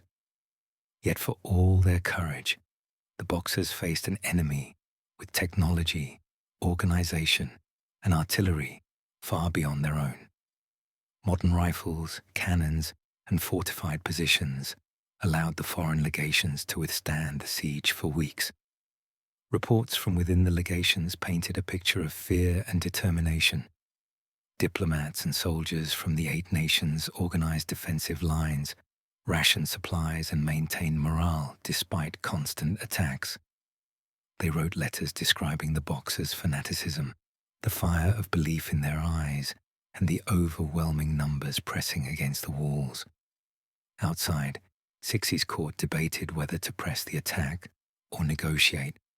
The city teetered between rebellion and catastrophe, each day bringing new violence and uncertainty. The response from the foreign powers was swift and decisive. The 8 nations, Britain, France, Germany, Russia, Japan, the United States, Italy, and Austria-Hungary, formed a coalition army. Their combined forces, coordinated and well-armed, advanced from Tianjin toward Beijing. Each army brought its own tactics, weapons, and logistical support, creating an overwhelming force that the Boxers and Qing defenders could not match. Artillery barrages, disciplined infantry, and naval gunfire paved the way for a full-scale assault on the city. The march of the coalition armies was marked by speed, precision, and brutal efficiency. Villages along the route either surrendered or faced destruction. The Boxers, while motivated by faith and nationalism, were no match for modern firepower. Streets that had once seen peaceful markets now became scenes of smoke, fire, and chaos. Temples were looted, homes destroyed, and civilians caught in the crossfire. The coalition advanced relentlessly, leaving devastation in its wake. Inside Beijing, the siege of the foreign legations continued for 55 days. Diplomats and soldiers fought to survive, improvising defenses and rationing food. The Boxers, though numerous, could not breach the fortified positions, and their belief in divine protection could not shield them from the bullets, shells, and organized counterattacks of modern armies. Panic and exhaustion took hold on both sides. Fires raged across parts of the city as arson and artillery strikes destroyed buildings and infrastructure. Innocent civilians were caught between rebel attacks and foreign bombardments, suffering the full weight of the conflict. When the coalition forces finally broke through, the aftermath was devastating. Retribution was swift and merciless. The Boxers, many believing in their invincibility, were slaughtered in large numbers. Villages that had harbored or supported them were burned to the ground. Churches, temples, and homes were looted indiscriminately. Missionaries exacted revenge on those who had attacked them, and foreign soldiers seized control of key areas. Beijing, once the heart of imperial China, became a city of ruin and humiliation. Empress Tixi and the imperial court, realizing the severity of the situation, fled westward to Xi'an, disguised as peasants, leaving the capital under the control of foreign armies. The scale of the destruction shocked China and the world. The rebellion, which had begun as a local uprising fueled by faith and frustration, had escalated into an international conflict. The Qing Dynasty, already weakened by decades of internal strife and foreign pressure, had exposed its vulnerability. The fall of Beijing was both a military defeat and a symbolic collapse. The emperor, once the center of China's cosmic and political order, was now powerless, a fugitive in his own capital. The dynasty's prestige and authority had been shattered, leaving China's people to reckon with the harsh reality of foreign dominance. In September 1901, the Qing court was forced to sign the Boxer Protocol, one of the harshest treaties in Chinese history. The terms were severe: public executions of rebel leaders, formal apologies to the Eight Powers, and an enormous indemnity of 450 million taels of silver, plus interest, payable over 39 years. Foreign troops were granted permanent garrisons in Beijing. The legation quarter fortified as a permanent enclave. The protocol codified China's subjugation and underscored the consequences of resistance, sending a clear message to the Qing dynasty and its people. Defiance would be met with overwhelming force. Yet amid the devastation, the rebellion left a profound legacy. The Boxers had fought not merely for the dynasty, but for China itself. Their uprising revealed the depth of popular anger and the desire for sovereignty, inspiring nationalist movements that would continue to shape China in the decades to come. Even in defeat, the Boxers' legacy endured, planting the seeds of resistance and awakening a sense of national consciousness. The humiliation of the Boxer rebellion became a rallying point for reformers, revolutionaries, and ordinary citizens alike, highlighting the urgent need for modernization and unity. The destruction of Beijing and the imposition of foreign control were both a warning and a lesson. China had been forced to confront the reality of global power dynamics. Its traditional structures, rooted in ritual and hierarchy, had proven insufficient to resist modern military forces. The Qing dynasty, while still nominally in power, had lost control over its capital, its people, and much of its sovereignty. The streets of Beijing, once echoing with imperial processions, now rang with foreign boots, the clang of looted temples, and the cries of the oppressed. The empire had survived, but its prestige and authority had been irreversibly damaged. The Boxer Rebellion and the intervention of the Eight-Nation Alliance marked a turning point in Chinese history. What began as a desperate, localized movement had escalated into an international crisis, leaving behind destruction, humiliation, and a transformed nation. The Qing Dynasty's support for the Boxers had failed to protect the empire. It had instead accelerated its decline. Yet, in the ashes of rebellion and foreign occupation, the spirit of resistance and the desire for national renewal had been awakened. For the people of China, the fight was not over. It had only begun. When the foreign armies finally marched through the smoke-choked streets of Beijing, the capital that had stood for centuries as the beating heart of Chinese imperial authority felt like a city abandoned by heaven itself. Just weeks earlier, Boxer fighters had chanted about divine shields and invincible bodies.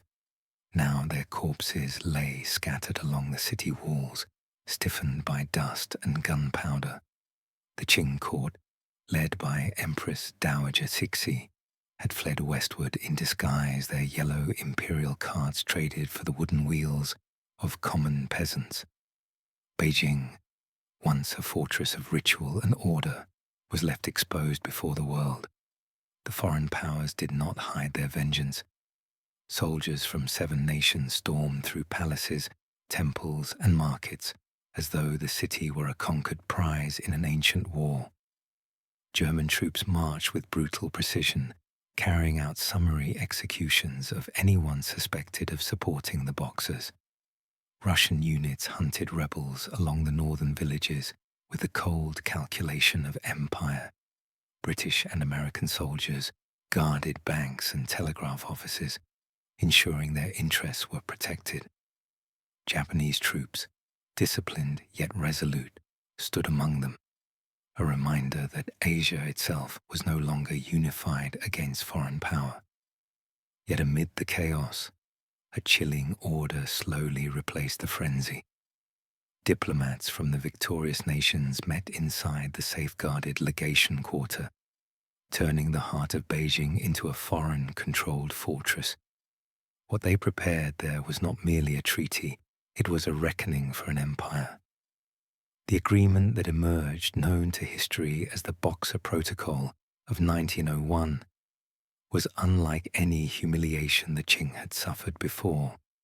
It was not a document that negotiated peace. It was a document that dictated submission. Under its terms, China was forced to acknowledge its guilt for the uprising and accept punishments so severe that even the most cynical scholars could hardly believe the court had signed them. The first punishment was death. Boxer leaders, real and alleged, were rounded up across the provinces. Public executions became a grim theatre. In marketplaces once filled with merchants and storytellers, execution grounds were erected. Rebels were beheaded, shot, or strangled with silk cords. The method reserved for those of noble status. The new imperial edict required provincial officials to demonstrate their loyalty to the foreign powers by carrying out these executions themselves. Even those who had merely sympathized with the Boxers, or who had failed to stop them, found themselves accused of treason. The second punishment was far heavier: money. The Qing government was forced to pay an indemnity of 450 million taels of silver, a sum so vast that it equaled twice the empire's annual revenue. And the foreign powers demanded interest. Over the next 39 years, China would pay not only the original fines, but the accumulated interest attached to them. Each payment would be extracted from national tax revenue, customs income, and production yields.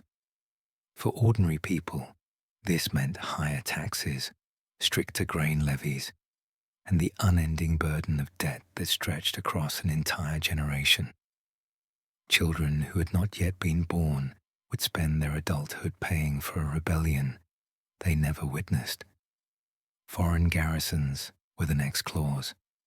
The protocol demanded that a permanent foreign military presence be installed in Beijing and along the route to the sea. These troops were not symbolic. They held authority, weapons, fortifications, and the right to intervene if they believed their interests were threatened. This meant that the Qing capital, the seat of Chinese sovereignty for centuries, would coexist with a foreign enclave that answered to no emperor. Foreign flags fluttered brazenly over the gates. Soldiers patrolled streets where emperors once carried out sacred rituals. The foreigners called this protection. The Chinese saw it as occupation. But the most devastating humiliation of all came quietly, buried deep within bureaucratic language, the restructuring of China's diplomacy. For centuries, China's dealings with outsiders had been conducted through the Zhongli Yamen, a hybrid ministry created reluctantly after earlier conflicts with the West. But the Boxer Protocol abolished it. China was required to establish a modern foreign ministry, not as an equal participant in global diplomacy, but as a student forced into obedience. Every communication, every negotiation, every international matter would now be supervised, corrected, or influenced by foreign powers. China was being taught how to behave, like a defeated child whose voice no longer mattered. For the scholars of the empire, the humiliation struck even deeper. The civil service examinations, pride of the Confucian order and backbone of the bureaucracy, were disrupted or banned in provinces where the Boxer movement had flourished. Students who dreamed of serving the empire found their paths shut for reasons entirely beyond their control. Teachers who had upheld Confucian orthodoxy for decades were dismissed, punished, or forced to swear oaths condemning the rebellion. Entire academies were closed. Sections of the scholarly elite were treated not as guardians of tradition, but as potential enemies of foreign interests. In every city, the symbols of humiliation multiplied. Foreign banks set exchange rates. Foreign guards patrolled railway lines. Foreign courts decided disputes involving international citizens, stripping Chinese officials of judicial authority. Even the imperial maritime customs, China's largest source of income, remained under the control of foreigners. The very lifeblood of the state now flowed through hands that wore not silk sleeves, but Western uniforms. And yet, as often happens in history, humiliation sowed the seeds of awakening. For centuries, the Chinese peasants had viewed the emperor as the son of heaven, the axis around which order revolved. But after the Boxer Rebellion, that belief began to fracture. If heaven truly favored the emperor, why had foreign armies marched into Beijing unchallenged? Why had the palace fled? Why had foreign soldiers executed Chinese rebels in their own villages while officials stood helplessly by? In the marketplaces of Shandong, Henan, and Hubei, peasants began whispering questions once unthinkable. Was the dynasty still legitimate? Had the mandate of heaven been lost? Could a government that could not protect its own people still claim to rule them? The answers came slowly, but they came. Young students, whose education had been interrupted by the chaos, now looked outward for knowledge. Under the terms of the indemnity, some of the funds extracted from China were ironically used to create programs sending Chinese youth abroad. It was a cruel twist of fate. The money squeezed from peasants and merchants funded scholarships for the next generation of leaders. These students traveled to Tokyo, London, Berlin, Paris, and eventually to the United States. They encountered new ideas: constitutionalism, nationalism, industrialization, republics, science, and revolution. When they returned home, they spoke of a world where nations rose through education, technology, and unity, not divine ancestry. Meanwhile, the peasants saw the foreign presence not as educators, but as occupiers. Their resentment simmered beneath the surface. They blamed the dynasty for weakness, Westerners for exploitation, and the Boxers for foolishness. In this confusion, a new national consciousness took root, not loyalty to the Qing, but loyalty to China itself, an idea far older but rarely felt by the masses. Workers building railways saw the foreign engineers ordering them like masters. Farmers paying higher taxes to cover indemnities cursed both the court and the invaders. Local gentry, once proud of their Confucian heritage, were forced to beg foreign commanders for protection. Everyone suffered. Everyone was reminded daily of the dynasty's impotence. In Beijing, even as the court returned in 1902, things were no longer the same. The Forbidden City looked intact, but its meaning had hollowed.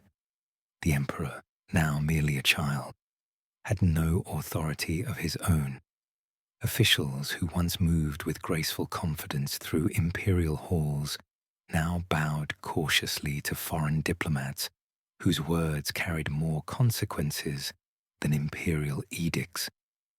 The court attempted to restore its dignity with rituals, sacrifices, and proclamations. But ritual could not erase reality. The Qing Dynasty was living on borrowed time, sustained not by strength but by inertia. Yet the empire's rulers were not blind. They saw the rising discontent, the new ideas spreading among students, and the profound changes sweeping the world. And though their response would come too late, it would reshape the nation in ways they never intended. For now, however, China stood wounded but awakening. The Boxer Rebellion had been a tragedy, a misguided uprising born of desperation and fueled by superstition. Its failure had cost millions of lives, shattered national pride, and deepened foreign domination. But in the ashes of that devastation, something new had begun to stir, a shift in identity that would soon become unstoppable. Across the land, young men and women began to see themselves not as subjects of a dynasty, but as citizens of a nation that deserved dignity, a nation that could rise again, a nation that did not belong to emperors but to the people. The dynasty had survived the foreign onslaught, but it had lost something far more precious: the faith of its own people. And once that faith was gone, no treaty, no edict, and no foreign army could save it. The Boxer Protocol aimed to break China's spirit. Instead, it awakened it. And as the Qing court limped into the new century, clinging desperately to its remaining authority, a quiet storm gathered across the provinces. Students whispered of revolution. Soldiers questioned their commanders. Merchants cursed the taxes that bled them dry. Peasants nursed wounds that would never heal. The century of humiliation had reached its darkest moment, but its end was approaching. Because while the Qing dynasty struggled to survive within the ruins of its own failures, a new force was rising, one that would soon sweep aside the old order entirely. The empire had endured foreign invasion, it had endured internal rebellion, but it could not endure its own irrelevance.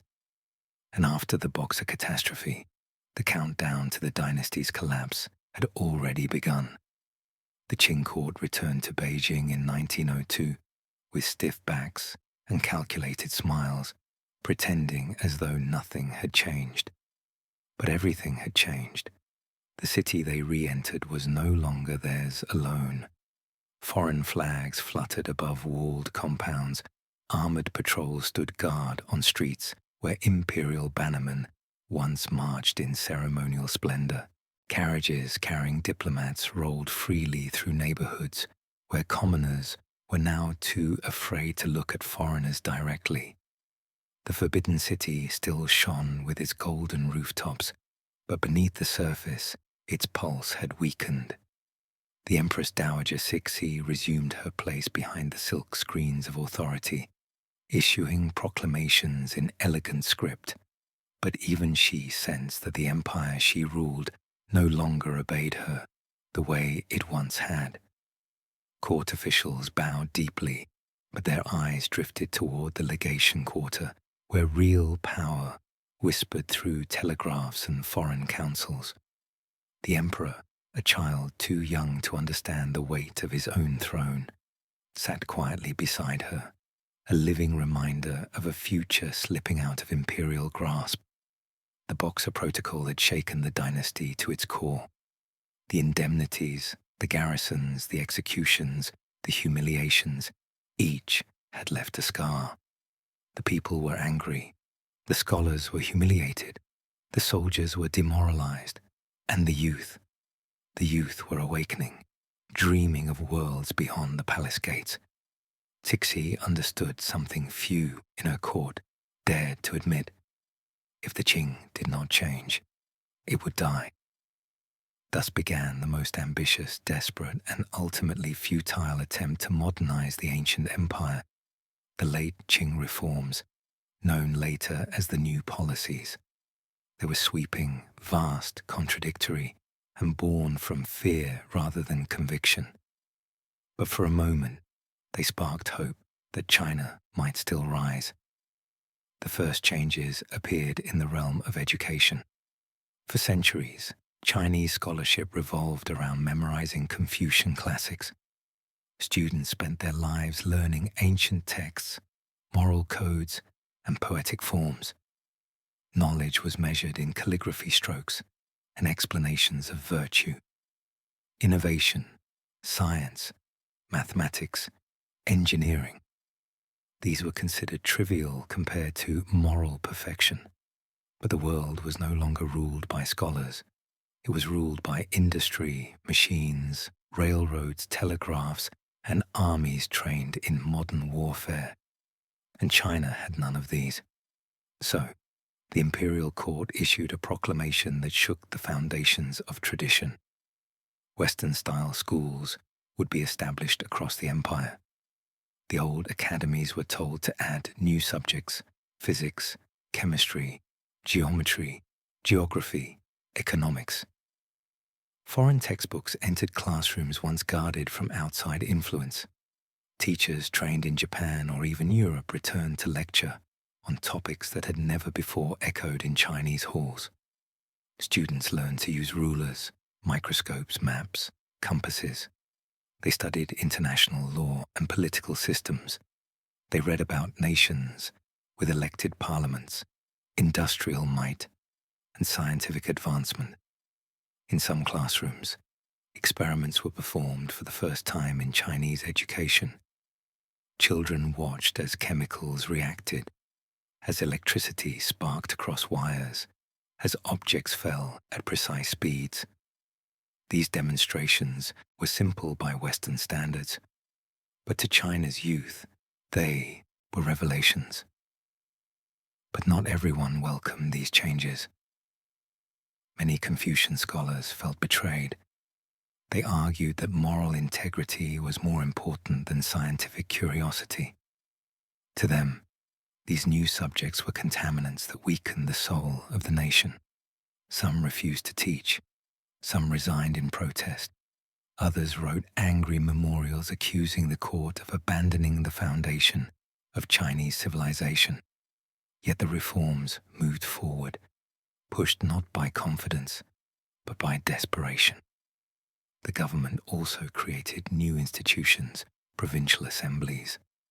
These were not full parliaments and certainly not democratic, but they were the first time in Chinese history that local elites were invited to participate formally in political administration. Gentry, merchants, and educated men were allowed to voice their opinions on taxation, education, and local improvements. They debated railway construction, industrial projects, and military budgets. Some assemblies even criticized the central government's inefficiency. For the first time, Chinese citizens, at least the wealthy and educated ones, began imagining themselves as participants in governance, not subjects waiting for orders. The court also launched constitutional experiments.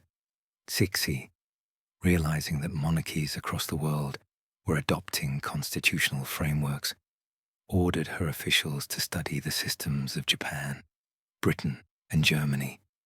Delegations of high-ranking officials were sent abroad, traveling to Tokyo, Berlin, Paris, London, and even to the United States. They observed parliaments, courts, military academies, and factories.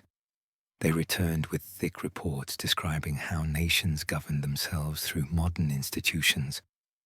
When these officials presented their findings, they used cautious, respectful language, but their message was unmistakable. If China wanted to survive the 20th century, it needed a constitution. Cixi agreed, in theory.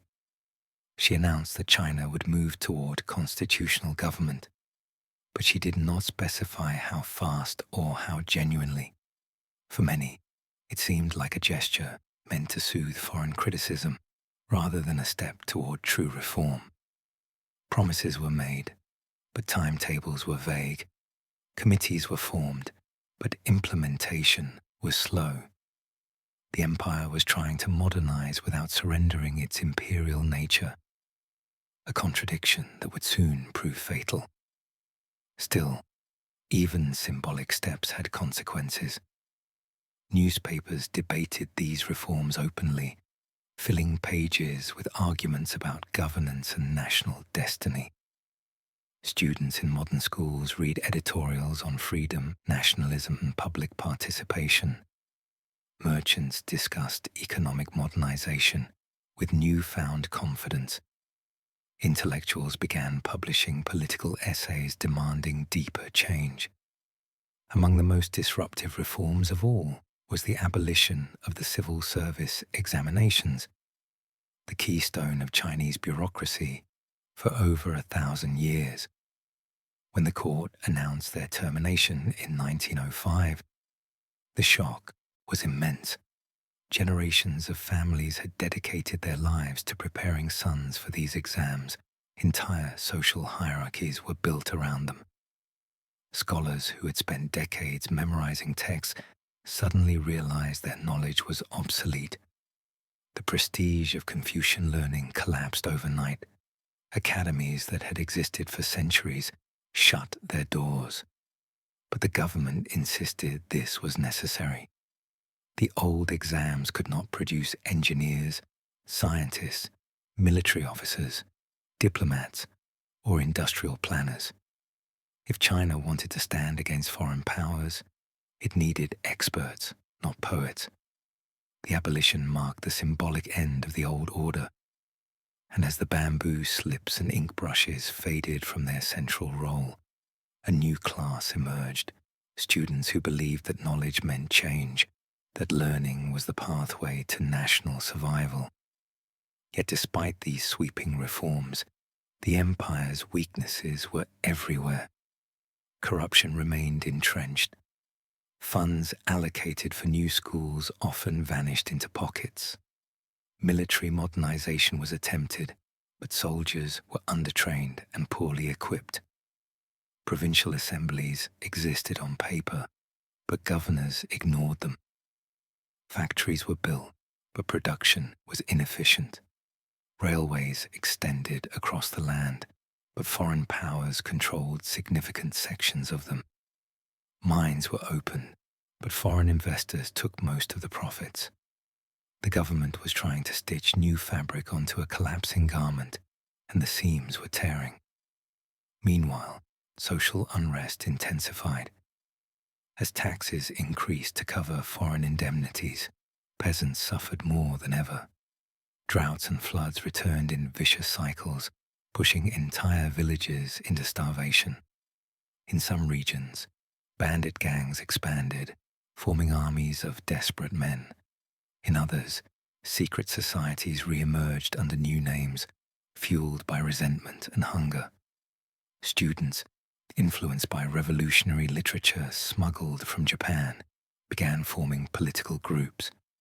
They read about democracy, socialism, nationalism. They studied the writings of Liang Qichao, Sun Yat-sen, and other reformers.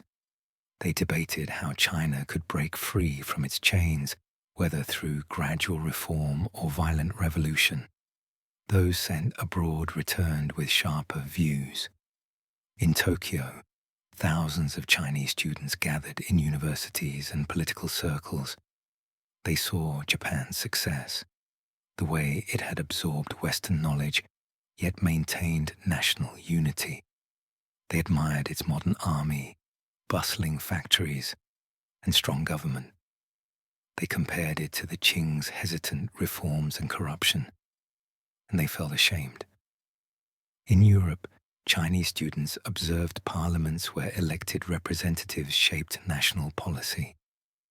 They saw factories powered by electricity, cities illuminated by streetlights, trains transporting goods across industrial landscapes. They realized how far behind China truly was. In America, Chinese students experienced freedoms unimaginable at home.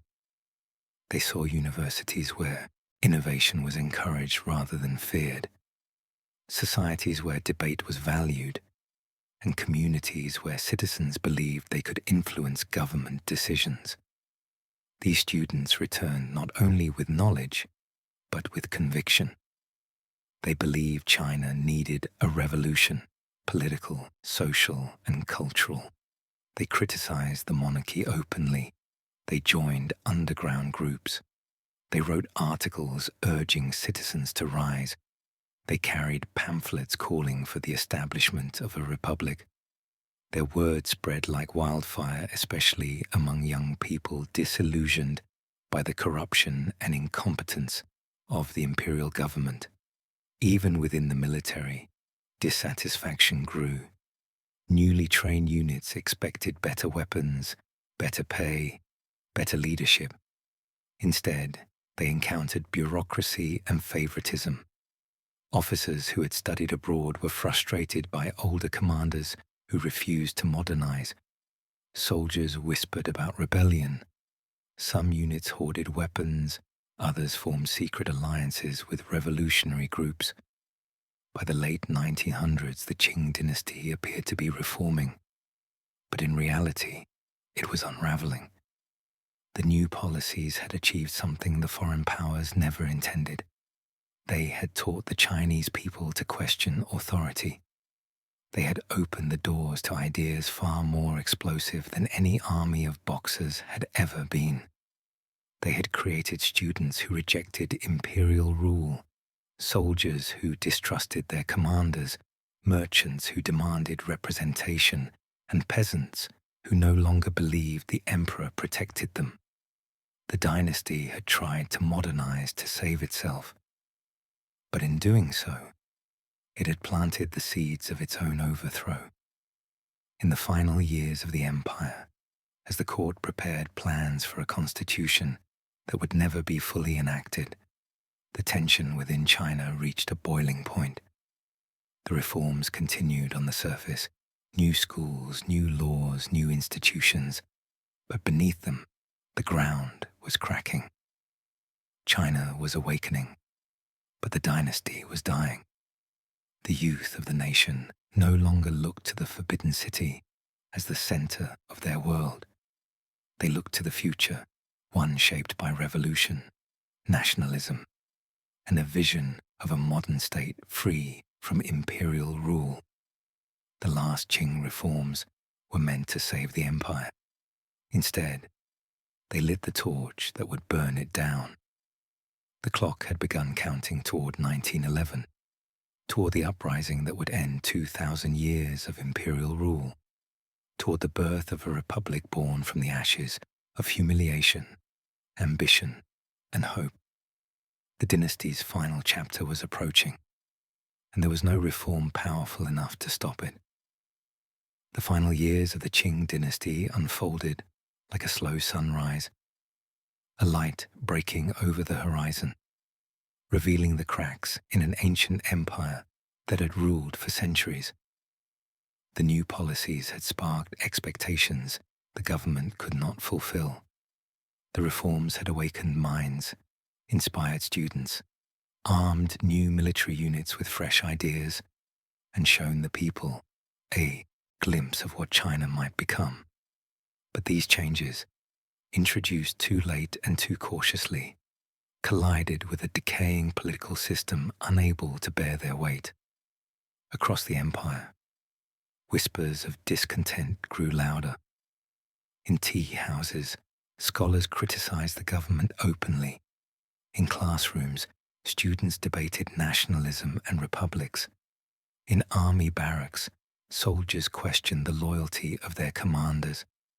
And in the countryside, peasants wondered whether a dynasty that paid indemnities to foreigners and allowed foreign soldiers to march through their cities still held the mandate of heaven. The Qing court tried to continue with its routines, performing ceremonies, issuing decrees, and speaking of loyalty and order, but beneath the surface, the dynasty was being eaten alive by debt, by corruption, by foreign pressure, and by an increasingly rebellious public. The spark that would ignite the empire came not from Beijing, but from the river city of Wuhan, where modern schools, foreign-trained military units, and secret revolutionary groups coexisted uneasily. Wuhan was home to thousands of members of the Tongmenghui, the revolutionary alliance led by Dr. Sun Yat-sen. These young men hid rifles under floorboards, printed leaflets at night, and trained in secret. They believed China needed a radical transformation. From monarchy to republic, the revolutionaries had planned many uprisings before, most of which failed. But in October 1911, fate intervened. On the night of October 9th, a bomb exploded prematurely in a secret revolutionary hideout in Hankou. The explosion alerted Qing authorities, who raided the premises, uncovering membership list documents and plans for an upcoming uprising. Dozens of conspirators were arrested. Others fled. Panic spread through revolutionary circles. They feared torture, public executions, and the collapse of everything they had worked for. But something unexpected happened. Rather than waiting to be rounded up, the revolutionary units within the Hubei New Army decided to act. These were modernized troops, trained not in Manchu banners, but in European drill formations, equipped with new rifles and commanded by officers who had studied abroad. Many soldiers were from the Han majority, and they resented being led by Manchu officials they considered corrupt and incompetent. On the evening of October 10th, the mutiny began. It started quietly, small groups of soldiers gathering in the shadows outside their barracks, whispering final instructions. Then, with a mix of fear and determination, they seized their weapons and attacked the armory. Shots echoed across Wuhan. Soldiers overwhelmed their officers. Barracks gates swung open. Revolutionary flags were raised. And for the first time in centuries, a Chinese army openly rebelled against the dynasty. Within hours, the rebels captured government buildings, telegraph offices, and the viceroy's residence. The Qing officials fled in haste, some disguised as civilians, others hiding in boats along the Yangtze River. As dawn broke on October 11th, the flag of the revolution, The iron-blooded 18-star banner was raised over the city. The Wuchang uprising had succeeded. The news spread across China like wildfire. In Beijing, officials tried to dismiss it as a local disturbance, but they knew the truth. This was no small rebellion. This was a signal, a declaration, a spark that could ignite a nationwide revolution. And it did. Within days, province after province declared independence from the Qing government. In Hunan, Hubei's neighbor, revolutionaries seized local offices and proclaimed self-governance.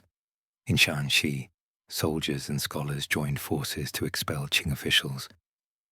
In Jiangxi, commanders defected to the revolutionary cause. Soon, Guangxi, Yunnan, Guizhou, Fujian, and Guangdong followed. Even distant provinces like Xinjiang and Gansu felt the rumble of rebellion. In Nanjing, the former capital of several Chinese dynasties, revolutionary forces gathered, planning to create a new national government. The city became the symbolic heart of the uprising. Within 2 months, 15 provinces, more than half of China, had declared independence. The Qing court was stunned. Officials gathered in emergency meetings inside the Forbidden City. Some advised crushing the rebellion with force. Others argued that compromise was the only way to save the dynasty. The Empress Dowager Longyu, grieving the death of Cixi and the decline of imperial control, felt trapped between foreign threats and domestic collapse. The young emperor, Puyi, only 6 years old, was too young to understand the crisis. To regain control, the Qing court turned to a powerful general, Yuan Shikai. Yuan had once been a trusted commander, but he had fallen from favor and been forced into retirement.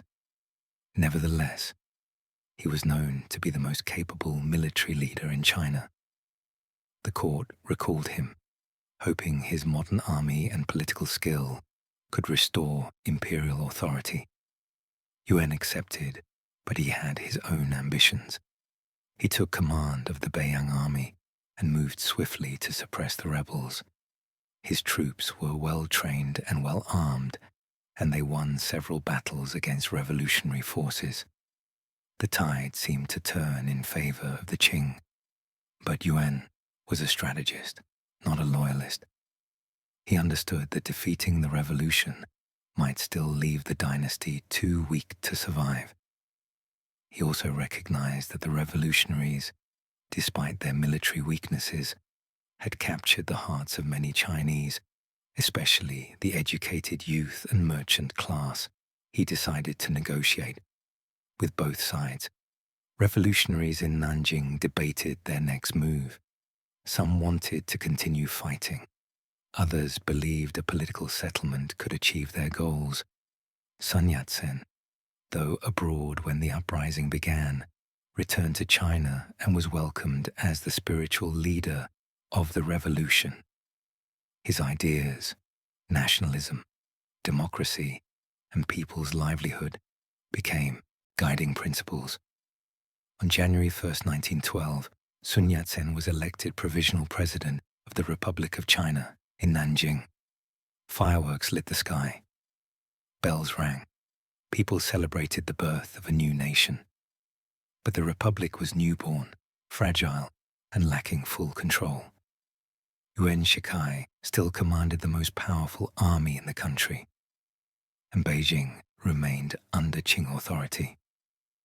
The revolutionaries made a difficult strategic decision. They would offer Yuan the presidency if he could secure the abdication of the Qing emperor. Yuan saw the opportunity. Becoming president would allow him to dominate the new government. He could shape China's future. He could become the most powerful man in the nation.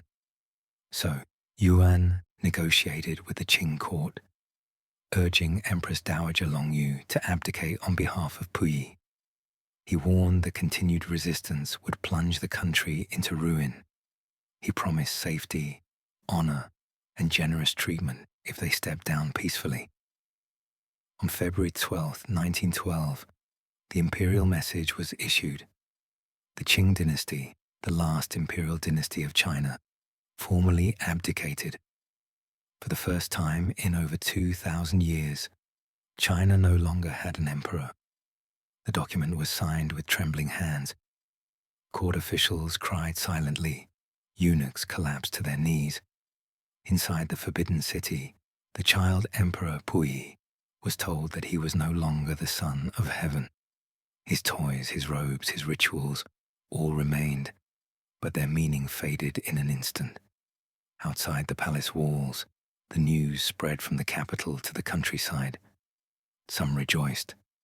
Others mourned the end of a dynasty that had ruled since 1644. But most understood the significance. China was beginning a new chapter. Sun Yat-sen, true to his word, stepped down as provisional president, allowing Yuan Shikai to assume the presidency in exchange for the peaceful transition of power. Yuan Shikai became the first president of the Republic of China.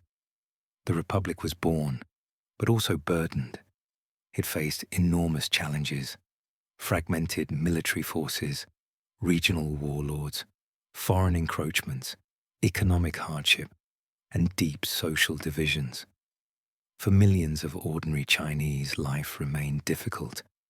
The promise of the Republic contrasted sharply with the reality of instability.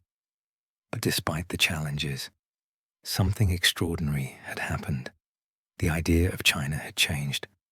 No longer was the nation defined by the mandate of heaven or the authority of a single family. It was defined by its people, by their hopes, their struggles, their desire for a new future. The fall of the Qing Dynasty was not merely the collapse of an empire. It was the end of an ancient worldview. It was the shattering of a system that had endured for millennia. And it was the beginning of a long, difficult journey toward modern nationhood. The transition was not smooth. Warlordism would soon rise. Foreign powers would continue to influence Chinese politics. Internal conflicts would plague the young republic. But the spark of change could not be extinguished. The revolution had awakened something in the soul of the nation, a belief that China belonged to its people, not to an emperor. In the years that followed, students, soldiers, merchants, peasants, and intellectuals would all contribute to shaping China's destiny.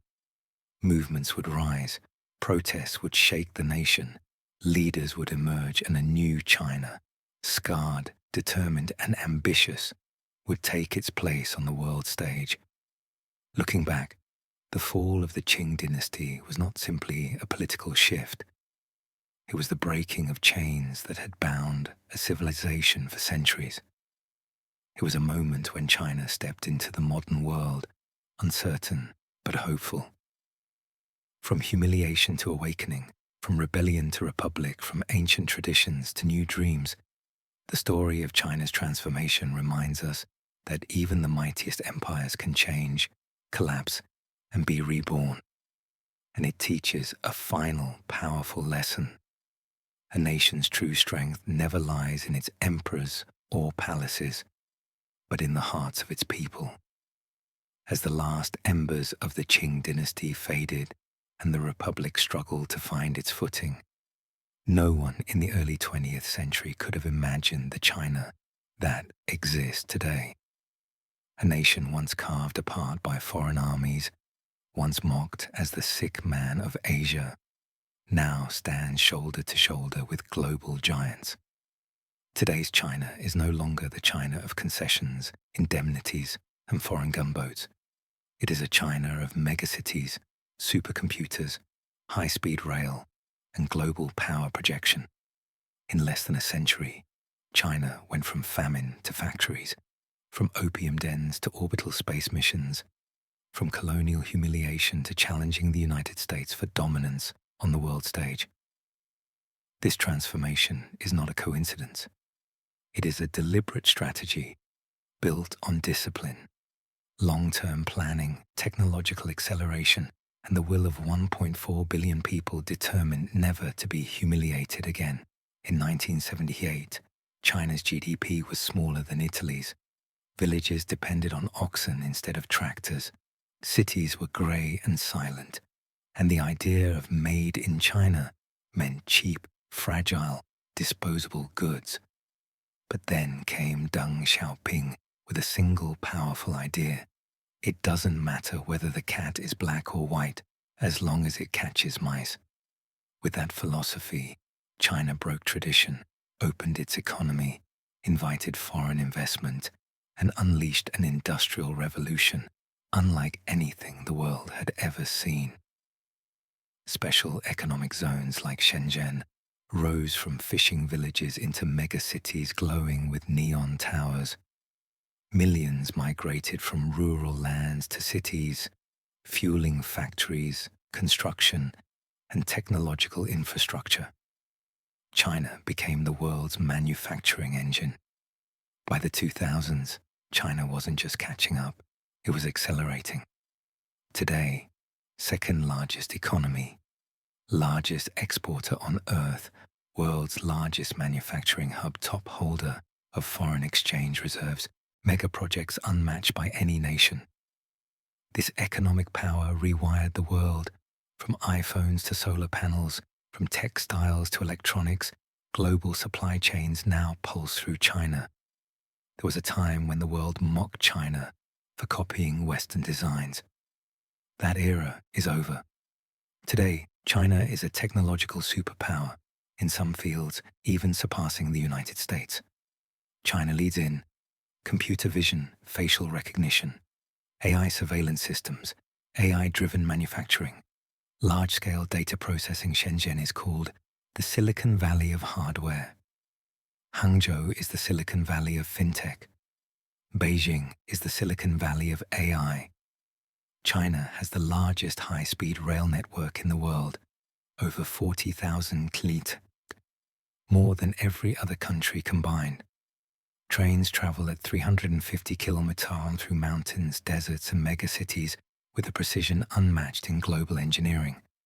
Americans still argue whether high-speed rail is possible. China builds entire new lines every year. China has landed spacecraft on the far side of the moon, built its own Tiangong space station, sent rovers to Mars, plans for a moon base with Russia, hypersonic missile tests shocking the Pentagon. The world took notice. China is no longer catching up. It is setting global milestones. Huawei, ZTE, and other giants dominate global telecom infrastructure. Many countries' 5G towers are built using Chinese technology. Even Western nations fear falling behind. China invests billions in chip research. It builds entire cities dedicated to semiconductor production. Its advancements in chip lithography, once reliant on foreign technology, are becoming increasingly independent. China is the largest EV producer in the world. Brands like BYD, NIO, XPeng are now competing with Tesla globally. China produces more EVs than the USA and Europe combined, and exports them worldwide. The People's Liberation Army, PLA, was once considered outdated, but today it is the world's largest military force, rapidly modernizing. China now has the largest navy by number of ships, aircraft carriers, destroyers with advanced missile systems, anti-ship hypersonic missiles, a growing blue water navy capable of global deployment. The United States Navy, once unmatched, now considers China its main rival. China's hypersonic missile test in 2021 stunned US and European defense agencies. The weapon circled the globe before striking its target, the kind of technology once only imagined in science fiction. China has the world's largest network of cyber defense and cyber offense units. Its cybersecurity division is vast and sophisticated.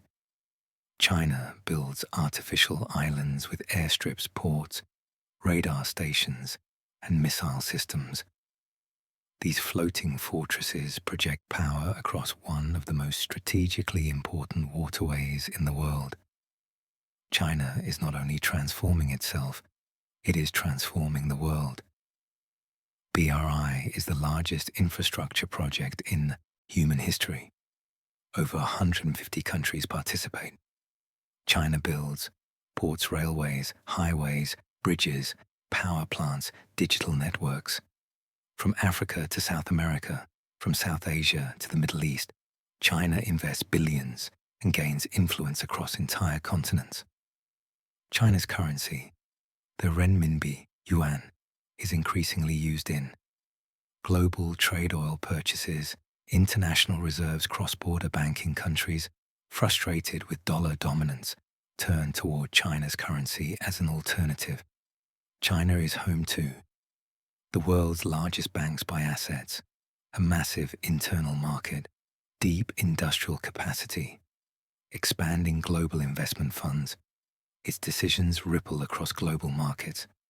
Underneath the machinery, skyscrapers, and economic data lies something deeper, a collective memory, a memory of humiliation, foreign invasions, unequal treaties, burned palaces, lost territories, and the collapse of a 2,000-year-old empire.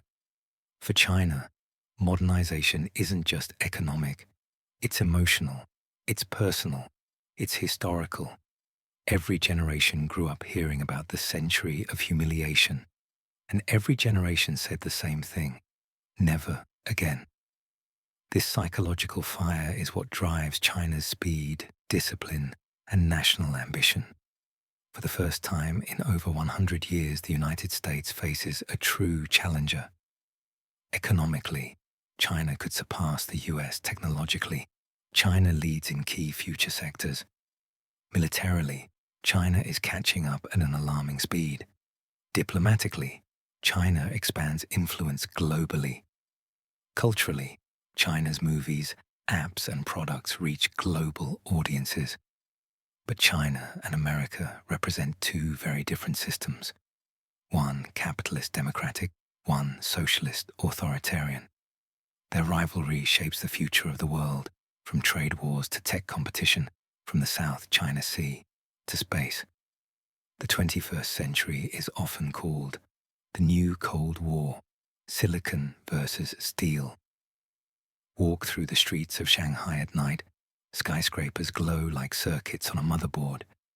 Visit Shenzhen, robots assemble products faster than human hands. Travel on a bullet train, the landscape blurs like frames in a movie. China today is urban, digital, ambitious, confident, globally present. It is a nation that has risen from imperial collapse, civil war, famine, invasion, revolution, and near destruction. And now, it stands tall. As China steps into the future, one question remains. Has China truly become the superpower it always dreamed of? Or is this just the beginning of an even greater transformation?